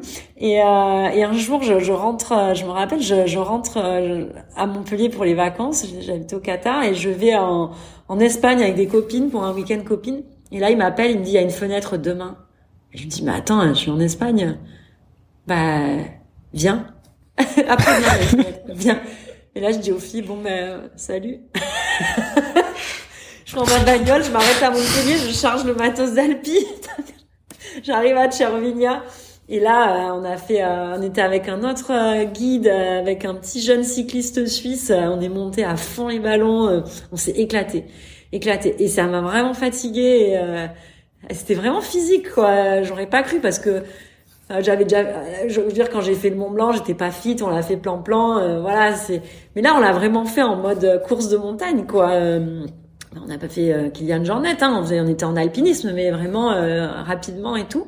Et c'était vraiment incroyable. Et c'est vrai que c'est un sommet qui est mythique et c'est un de mes plus beaux souvenirs d'Alpi, finalement plus que des sommets à 6000 ou 7000. Mais ouais, c'est vraiment chouette, quoi. Et donc pour le Tour des Géants, il faut avoir un peu d'expérience d'alpinisme, il faut et surtout, je pense qu'il faut supporter la solitude pendant pendant 4 jours. Et tu sais, quand je faisais le Tour des Géants, on a croisé des gens qui faisaient le Tour des Glaciers et ils venaient nous parler, nous coller un peu. Et on disait, ça va? Ouais, on se fait chier là. Parce que vraiment, je pense que c'est dur d'être seul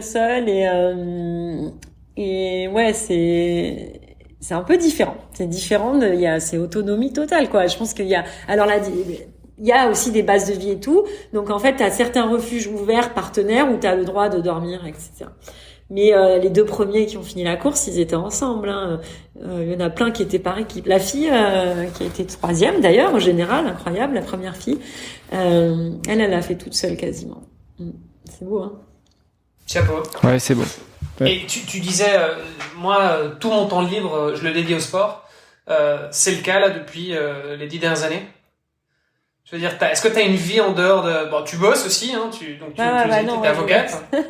Ouais, je bosse. En revanche, mes amis expats sont des amis dans le sport. Donc j'ai une vie sociale. Mes amis expats sont des amis dans le sport, donc je les vois quand je fais du sport. Et puis ma famille, je les ai fait venir aux courses. Ils sont trop contents parce que ça leur rappelle quand j'étais petite et qu'ils venaient au cheval. Donc par exemple, et en plus ils aiment bien l'Ironman, c'est toujours dans des super endroits. L'UTMB, alors là ils sont contents parce qu'ils passent la semaine à Chamonix. Sauf que bon, après, le problème c'est qu'après la course, ils me voient, je tombe par terre de sommeil. Ah on est content de t'avoir vu, Perrine. Je suis dans des salles d'état. Quoi. Ouais, j'ai mon père qui me porte jusqu'à l'hôtel et tout. Il me dit, oh là là, t'étais moins fatiguée quand tu faisais du cheval, quand même. Je me rappelle. Non, mais là, une fois où j'ai vraiment fait la totale, c'est l'Ironman de Lanzarote. J'ai tout donné parce que je voulais un podium, j'ai pas réussi. J'ai tout donné, j'ai tellement tout donné que j'ai fait la fracture de fatigue sur la course et tout, quoi. Et j'étais déshydratée, j'en pouvais plus, je finis la course. Et là, mon papa était là et il me monte dans la voiture et je lui dis, arrête-toi, je vais m'évanouir. Il me dit, t'es assise. Ah non, mais là, ça va pas du tout, je vais m'évanouir. J'ai ouvert la porte, je me suis allongée au milieu de la route. Arrête, tu me fais honte. Tu sais, il est médecin, il a l'habitude de me voir dans des états comme ça et tout. Arrête, tu me fais honte. Les gens, ils venaient me chercher. Vous voulez une ambulance, madame? Il me disait, non, je suis docteur. Et il me remettait dans la voiture. Il fait, tu étais pénible, hein, maintenant, tiens-toi bien. Et moi, j'étais morte de trucs. Je crois que je me suis cassé le péroné. Il fait, mais non, t'as fait une fracture de fatigue, c'est tout, c'est pas grave. Enfin, voilà. Donc donc ma famille vient en course. Ils sont très contents, ils adorent partager ces moments-là. Ça avait été super d'ailleurs le Norseman aussi d'ailleurs, ça c'est cool. Malheureusement ils sont un peu trop âgés pour faire l'assistance, mais ils sont quand même là avant, après et ils essaient de passer aussi sur des étapes. Et mes copines, ma bande d'amis, je les vois beaucoup moins, ça c'est sûr, mais elles suivent toujours, on se suit nos vies et tout ça. Quand je suis à Montpellier, je les vois, mais c'est vrai que voilà. Mais par contre, je suis jamais partie en vacances pour faire autre chose que du sport ou un projet. De temps en temps, je me dis bon, allez là. Par exemple, la dernière fois au Pakistan, j'ai dit là je pars, je fais pas un projet, c'est-à-dire que j'y vais, je vais rouler, je vais courir je me fixe pas d'aller un truc avec un chrono, voilà. Donc ça m'arrive de me faire des training camps dans des endroits magnifiques et de découvrir. Donc ça c'est mes vacances cool quoi. Et ton papa est médecin. Parle-nous un petit peu de tes blessures si t'en as eu, parce que il y a eu cette le Lanzarote où j'ai eu c'était vraiment un tout début de fracture de fatigue. Donc alors ce qui était cool à Doha, mais c'est plus le cas maintenant, c'est qu'il y a un hôpital à Doha, le meilleur au monde de médecine du sport. Et donc là, tout de suite en rentrant de Lanzarote, j'ai dit je crois qu'il y a un problème parce que moi je me connais vraiment bien. Elle me dit bon, on la voit pas, machin, mais c'est clairement un début de fracture de fatigue, il y a rien qui est décelable. Et ce qu'il y a de bien avec ces gens-là, si tu veux, c'est que c'est quoi ton plan d'entraînement. Donc là, je forward mon plan d'entraînement. Et là, elle te rechange tout ton plan d'entraînement avec d'autres coachs et tout pour que tu puisses continuer à t'entraîner. Et donc sans impact. En fonction de tes échéances à suivre. Donc voilà. Donc là, ça avait pas du tout impacté la suite. Et par contre, c'était ma première blessure. Et j'étais hyper choquée en fait. Et je l'ai vraiment vu comme une faiblesse, mais à la fois, il y avait des gens je pense que j'avais écouté des gens expliquer ça, en fait, de dire que tu peux pas guérir si tu l'as pas accepté. Et tout de suite, je suis allée en rentrant le lendemain. J'ai dit voilà, je suis blessée. Dans ma tête, c'était voilà, je suis blessée. Il faut arrêter ma saison et tout. C'est comme si j'étais une grande athlète, mais bon bref. Et en fait, elle me dit non, et c'est les médecins qui ont pris le truc et tout. Et en fait, effectivement, j'ai jamais eu mal à cet endroit-là. Après, j'ai eu des fractures sur des chutes, la clavicule, la tête radiale, des côtes plein de fois, un trauma crânien. Ça, c'est des chutes à vélo, des petites chutes, quoi. Mais moi, j'ai plus 20 ans, donc je me casse assez facilement dès que je tombe. Mais sinon, blessure, non, pas trop. Ouais. J'ai quand même la chance, ouais. Ouais, parce que c'est vrai que sur des distances comme ça, on pourrait s'attendre à avoir pas mal de blessures. Là, tu vois, des trucs. J'avais à l'UTMB, j'ai fait une petite périostite, j'ai senti là devant. Elle est revenue me hanter sur le tore, mais elle m'a pas empêché de finir. Et ouais, j'ai flippé parce qu'en fait, si tu vas à l'UTMB, pour le coup, j'étais pas du tout cette année. J'étais bien entraînée, mais j'avais pas fait de montée de descente du tout parce que j'étais en Arabie. Et en fait, j'ai cru qu'en faisant beaucoup de PPG, ça suffirait. Et en fait, pas du tout. Pas du tout. Tu peux pas compenser, même en faisant toute la PPG du monde, il faut que t'ailles faire des montées et des descentes, quoi. Parce que tes quadrilles, ta muscu, ça va pas être pareil. Et heureusement que du coup, j'ai fait l'UTMB parce que ça m'a permis de finir le tore. Mais le problème, c'est qu'à l'UTMB, sur les 10 derniers, j'ai senti un début de périostite et je l'ai ressenti sur le tore. Mais elle m'a pas du tout empêché de finir. Ça fait mal, hein. Mais tu sais que c'est des blessures qui sont pas, voilà. C'est pas un TFL où vraiment là, les gens ils peuvent pas descendre, quoi. Tu les vois, hein, les gens qui ont le TFL sur la fin, ils sont debout sur leur bâton. C'est horrible, quoi. Ouais. Non, je confirme. Ça veut dire que tu peux arrêter, quoi. Tu bouges plus, quoi. Non, c'est clair. J'avais aussi une petite question. Encore une fois, quand on tape Perrine Fage sur les réseaux ou quand on te suit, toi, forcément, à un moment, on tombe sur Steven Le Yarrick. Quand on suit Steven, forcément, à un moment, on tombe sur toi, Perrine. Quelle relation vous entretenez au niveau du sport? Parce que vous êtes souvent liés dans les différents projets, alors que ce soit physiquement, Steven vient te soutenir, toi tu viens soutenir Steven, ou alors même franchement quand on vous suit, Steven dit qu'il était il a pas arrêté d'échanger avec toi, notamment sur sa traversée de la Namibie où vous avez beaucoup échangé. Pareil, tu nous as dit à plusieurs reprises que tu échanges beaucoup avec Steven. Donc qu'est-ce que vous vous apportez mutuellement dans le sport? Lui, il a vraiment déjà avec le vélo, il a une expérience de cycliste, c'est un cycliste, quoi. Il est né sur un vélo, il sait ce que c'est. Et moi, je sais pas faire du vélo. Je veux dire, Parce que moi, j'ai été athlète à cheval, je sais monter à cheval et je sais ce que c'est un cheval. Encore une fois, tu savais pas nager, tu savais pas courir et tu sais pas faire du vélo. J'aimerais bien être comme toi. Moi, aujourd'hui, je monte plus à cheval, mais si tu viens me demander un truc de cheval, je sais ce que c'est le cheval. Voilà, je peux tout expliquer, je suis née là-dedans. Même si ça fait 20 ans que j'en fais plus. Et Steven, il est né sur un vélo, il sait tout sur le vélo et vraiment, et c'est important. Moi, je sais pas piloter un vélo. Moi, je veux dire, sur du gravel, j'ai jamais fait de VTT de ma vie. Donc ça, lui, il m'apporte que il m'amène à des endroits où il essaie de m'apprendre, etc. Après, sur l'ultra distance à vélo, lui, il a commencé un peu plus tard, mais il m'apporte beaucoup parce que quand on fait des aventures ensemble, notamment quand on a fait des trucs au Népal, lui il connaît super bien la région. Moi, j'avais jamais fait du cyclisme en haute altitude, donc ça, c'est lui qui m'a apporté tout ça. Je pense qu'on se soutient aussi quand on est vraiment au fond, quoi, parce qu'on sait exactement ce qu'il faut dire à l'autre pour qu'il revienne. On sait qu'il est en train de sombrer et que voilà, qu'on a besoin d'avoir quelqu'un, même si on sait ce qu'il va dire, même si mais c'est important d'avoir quelqu'un qui te dit ça, c'est important d'avoir quelqu'un qui tire vers le haut. On fait des projets ensemble, là c'est toujours plus compliqué quand on fait des projets ensemble parce que là on s'engueule pas mal, mais d'ailleurs la PTL, moi j'aimerais bien qu'on la fasse tous les deux, et lui aussi il a envie. Donc on va voir ce que ça va donner. On s'engueule beaucoup plus à vélo que quand on fait des projets à pied. À pied ça se passe plutôt bien.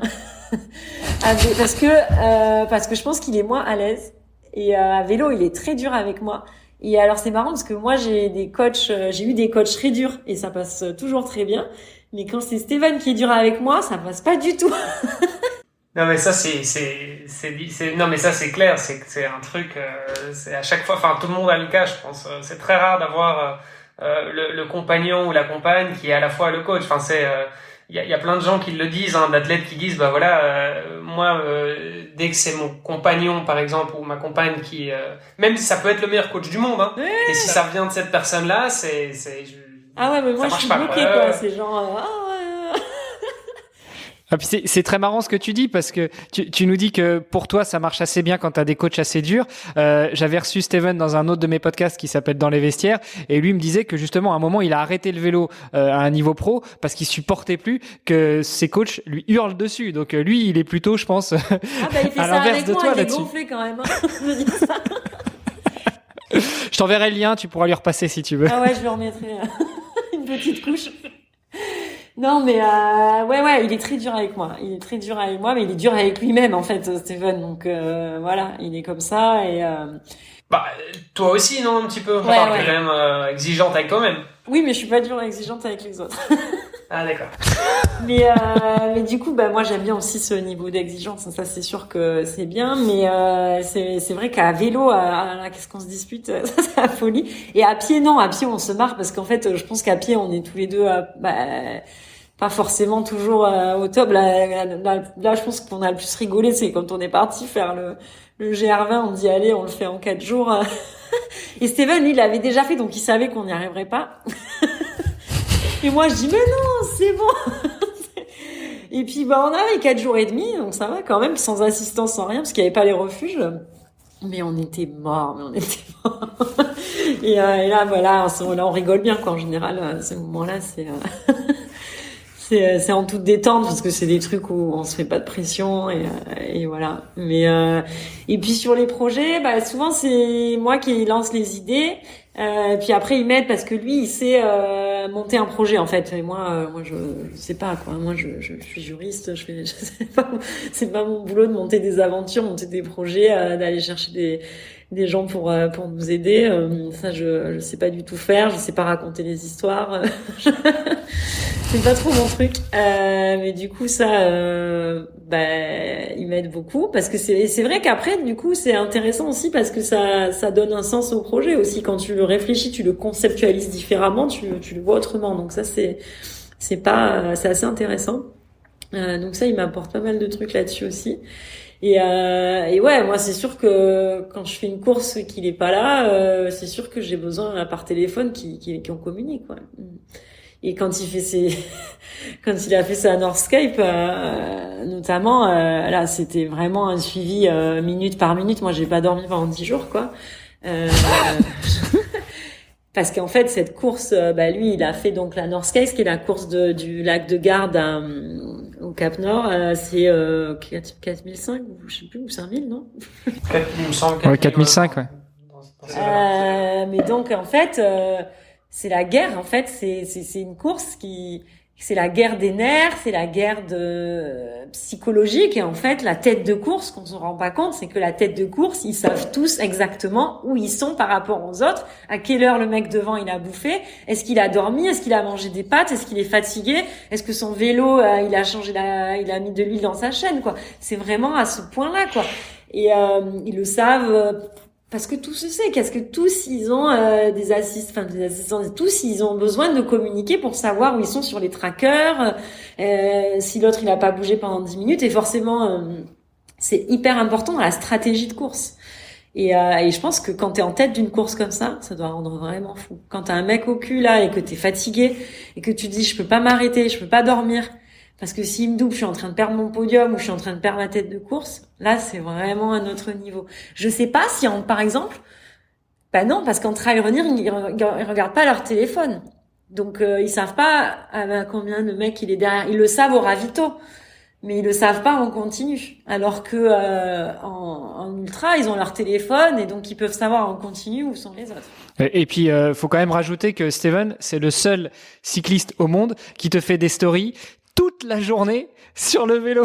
Tout le temps. Ouais, ça a raison de dire que c'est le seul au monde. Mais lui, il pourrait manger sur son vélo, dormir, ça va manger une pizza, cuisiner, il peut tout faire sur son vélo. C'est hallucinant. Mais moi, je fais ça, je finis dans le fossé, quoi.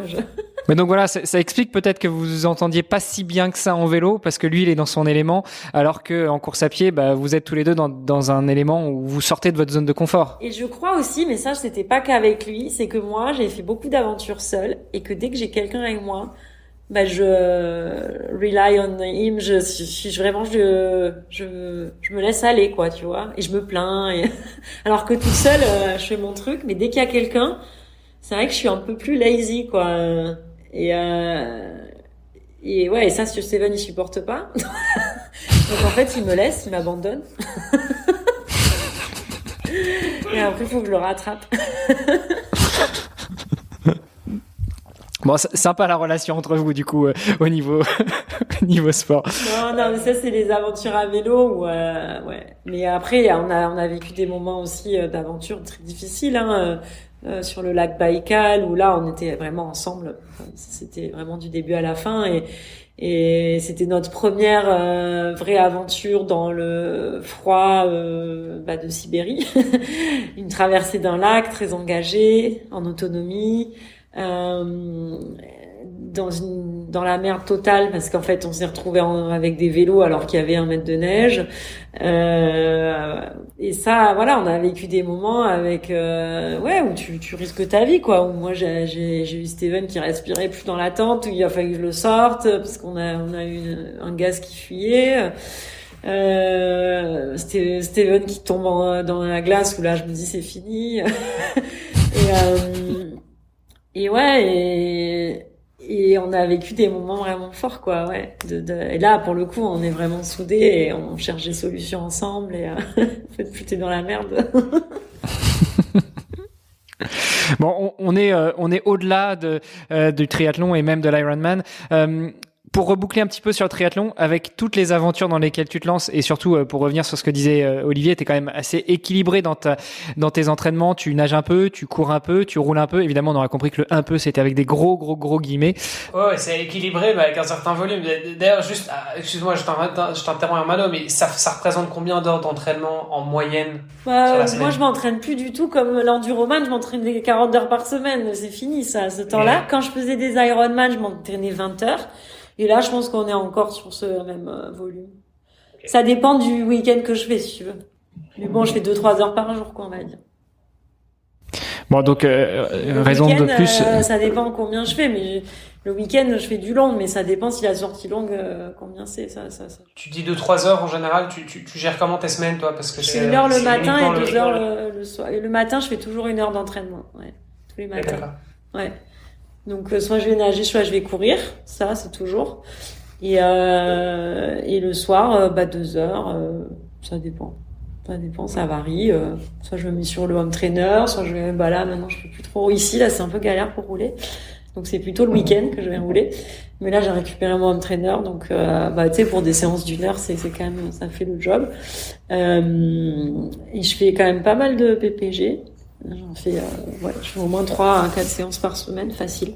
Ah ouais, c'est quand même beaucoup. Ouais, facile. Et en plus, ça m'aide vachement, en fait.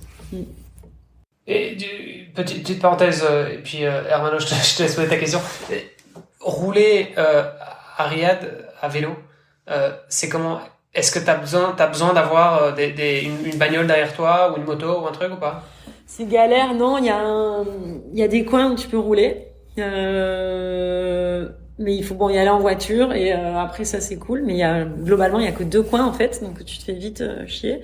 Après en gravel il y a un peu plus VTT gravel, il y a là tu vas dans des déserts où il y a des pistes des pistes, donc ça c'est cool. Mais c'est sûr que c'est pas le Qatar qui avait une piste de 90 km ou même les autoroutes finalement, où à part si t'as pas de chance tu tombes sur le Land Cruiser qui a envoyé le texto et qui te cartonne, comme ça a pu arriver malheureusement.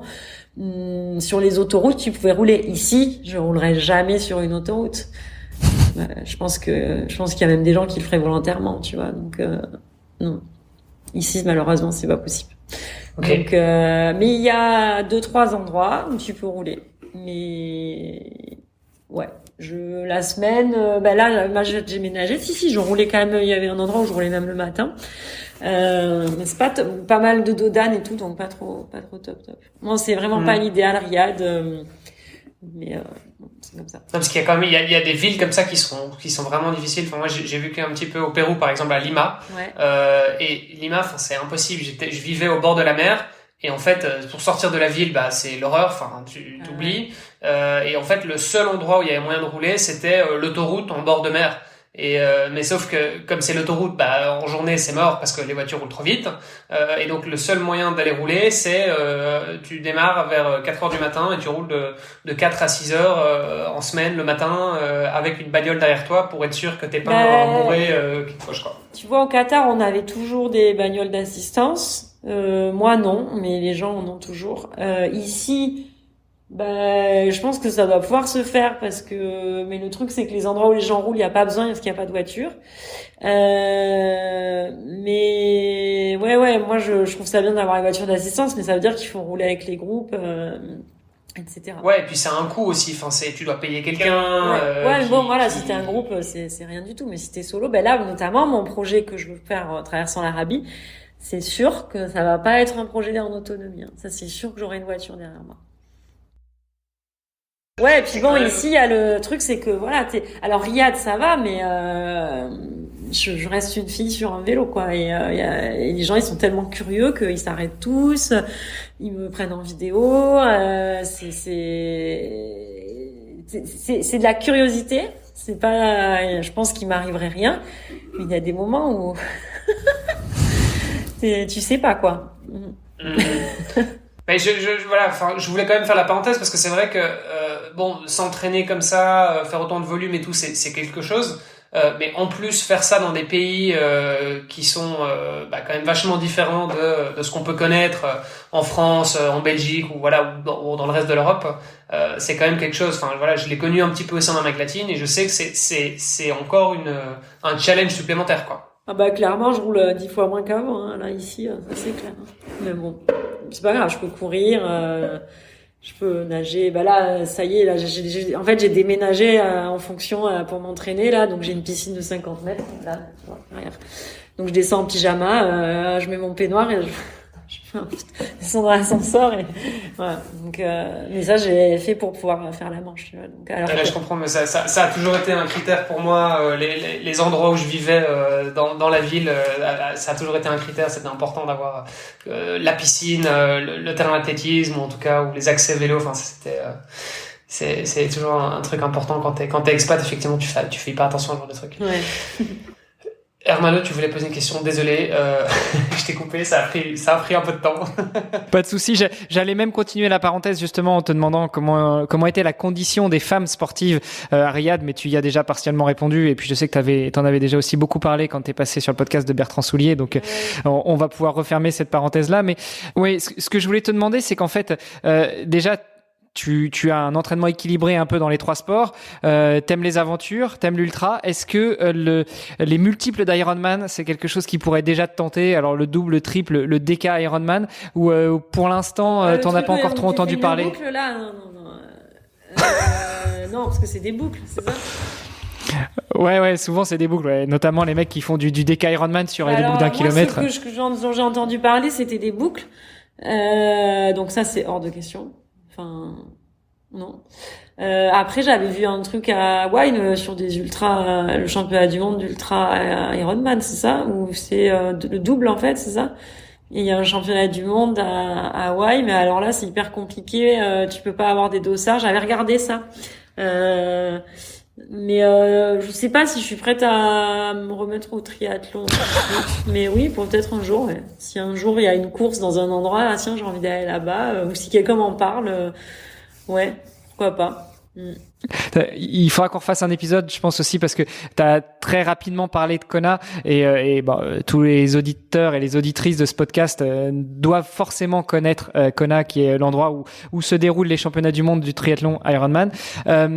Peut-être pour finir, avant de te poser une dernière question, ce podcast s'appelle Devenir triathlète.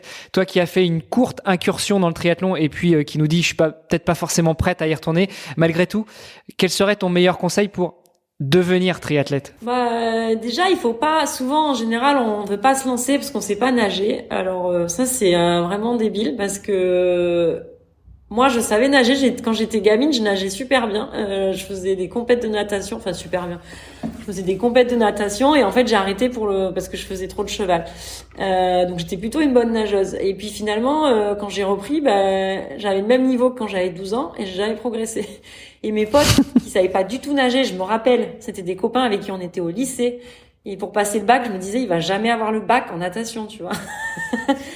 Et ils ont fait des triathlons avec moi et maintenant ils ont pris des cours tout de suite. Ils savaient pas du tout nager. Ils ont pris des cours tout de suite à 35 balais et maintenant ils sortent de l'eau, mais genre ils sont super forts. Donc en fait ça veut rien dire. Si tu sais pas nager le crawl, ça veut pas dire que tu prends quelques cours. Tu peux tout à fait être capable en pas longtemps d'être un très bon nageur ou au moins un décent nageur pour pouvoir après faire ta course. Donc ça il faut jamais se mettre une barrière à cause de la natation.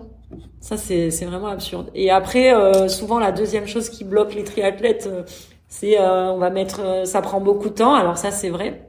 Mais bon, il faut s'organiser différemment. Tu te lèves plus tôt. Enfin, ça, c'est de l'organisation, quoi. Et non, et le conseil, moi, je pense que c'est un sport qui est vraiment super. Et qu'il faut le tester. Ça te donne beaucoup de choses dans la vie, en fait, après. Ouais, je dis que j'ai bouclé la page et tout, mais c'est en moi, quoi, tu vois. Et ça apporte énormément. Franchement, c'est un chouette sport et même si je fais plus d'Ironman et tout, ce que j'ai vécu sur mon premier Ironman, et ça me fait rire et tu vois, quand je vois des gens là qui font leur premier Ironman, mais je suis trop content pour eux, quoi. J'ai l'impression de vivre avec eux parce que je trouve ça incroyable et je sais ce qu'ils ont vécu et c'est beau, quoi, franchement, et ça t'ouvre plein de choses après dans la vie.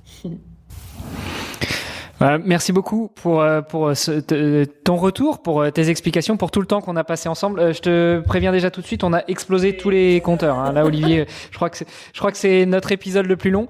Dans 10 minutes, ça fera 2 heures. Et puis peut-être pour terminer, à moins que vous ayez d'autres choses à rajouter, si on veut suivre tes aventures, si on veut te soutenir, si on veut t'encourager, si on veut t'envoyer des petits messages pendant que t'es sur le vélo avec Steven pour que tu puisses le supporter, où est-ce que ça se passe? Sur Instagram. Moi, j'ai que Instagram. Je suis pas passée à Snapchat. Ici, ils ont tous Snapchat en Arabie Saoudite, même les Bédouins dans le désert. Je sais même pas ce que c'est, moi. Donc Perrine Fage sur Instagram. C'est super. Merci beaucoup encore, Perrine. Olivier, encore une question où on libère Perrine pour qu'elle aille se coucher et enchaîner sur son entraînement demain matin. Effectivement, vu le décalage horaire, je voudrais pas te prendre tes quelques heures de sommeil si précieuses. Mais non, effectivement, juste pour confirmer ce que tu disais par rapport à la nage, je connais des triathlètes qui sont très mauvais nageurs et qui nagent même enfin pas à la brasse, qui nagent à la brasse du coup. Je fatigue aussi.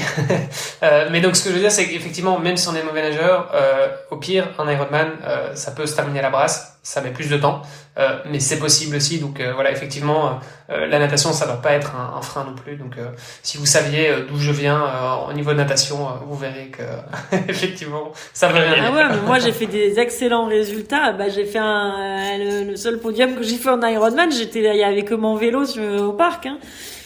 Mais ça me met une rage de monter sur le vélo derrière, mais c'est génial, quoi. Ça me fait remonter après. Je suis tout à fait d'accord avec toi. Pour moi, c'est que ça. Alors, j'ai jamais eu le dernier vélo quand même du parc à vélo, mais c'est vrai qu'en général, il en reste plus des masses. Non, il y avait celui de Perrine derrière. Je sais pas, on s'est peut-être retrouvé sans le savoir. Mais effectivement, pareil, le vélo, je commence le vélo et pour moi, c'est là que la course commence, quoi. Tu fais que dépasser et puis voilà, et c'est là que tu reprends. Tu reprends un peu du poids de la bête, quoi. C'est vrai que pour compléter, faut pas oublier que le triathlon, c'est 3 sports. Donc, pourquoi se mettre des barrières uniquement sur la natation? Oui, non, mais c'est vrai que beaucoup de gens ne font pas du triathlon. Je sais pas nager, c'est la première chose qu'ils disent. Et soit vous vous y mettez, vous prenez des cours et franchement, on peut progresser très vite.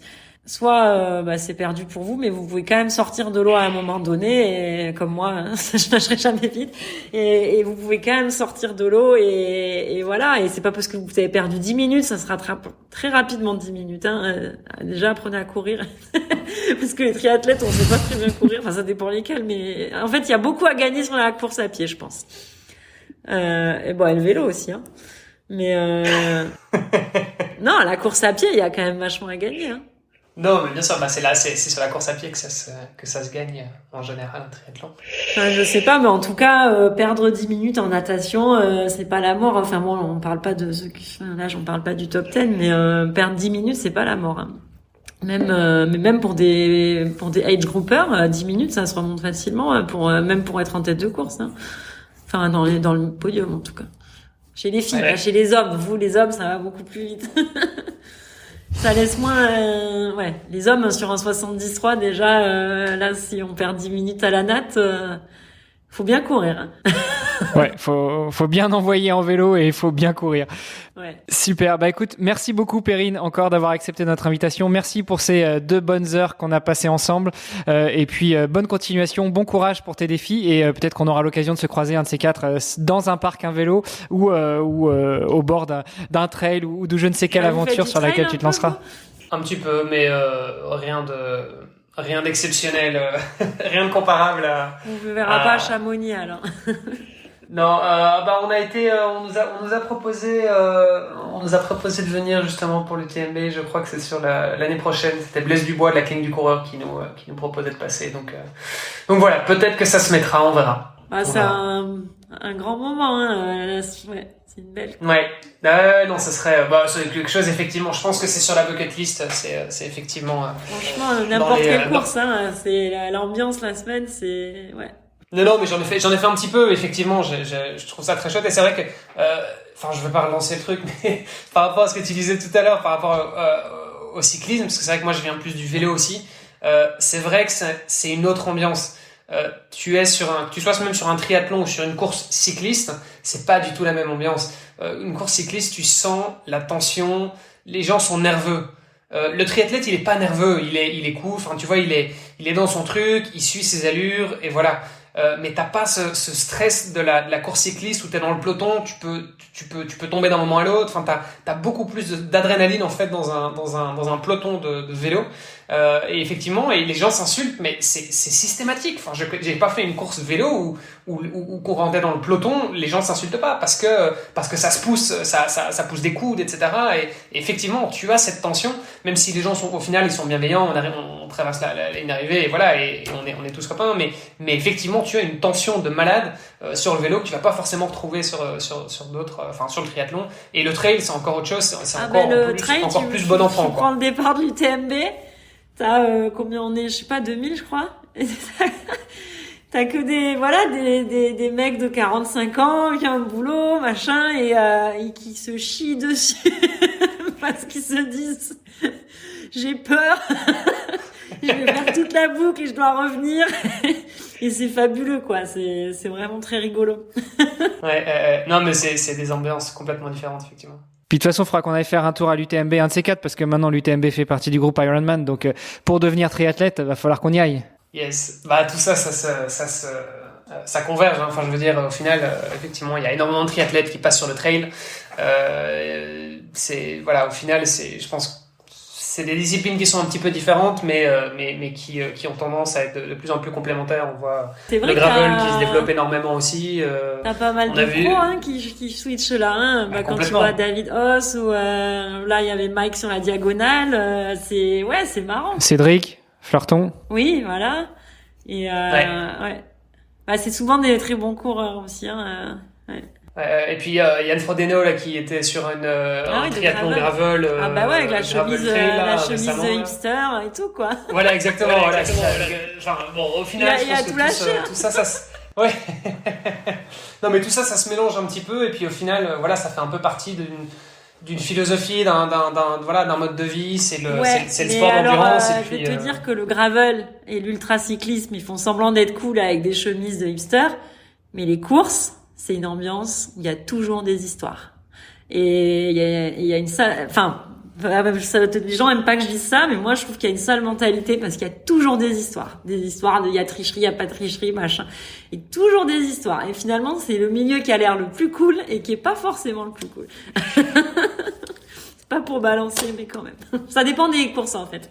Ça dépend des courses, voilà. Sur la Race Across Belgium, par exemple, ça n'arrive jamais. Non, mais sur le Gravelman, t'y vas, c'est trop cool, c'est vraiment la meilleure ambiance du monde. Mais il y a des courses, et il y en a pas mal, où c'est vraiment, il y a toujours des histoires, et mais c'est surtout, ça dépend. Mais il y en a une bonne partie quand même.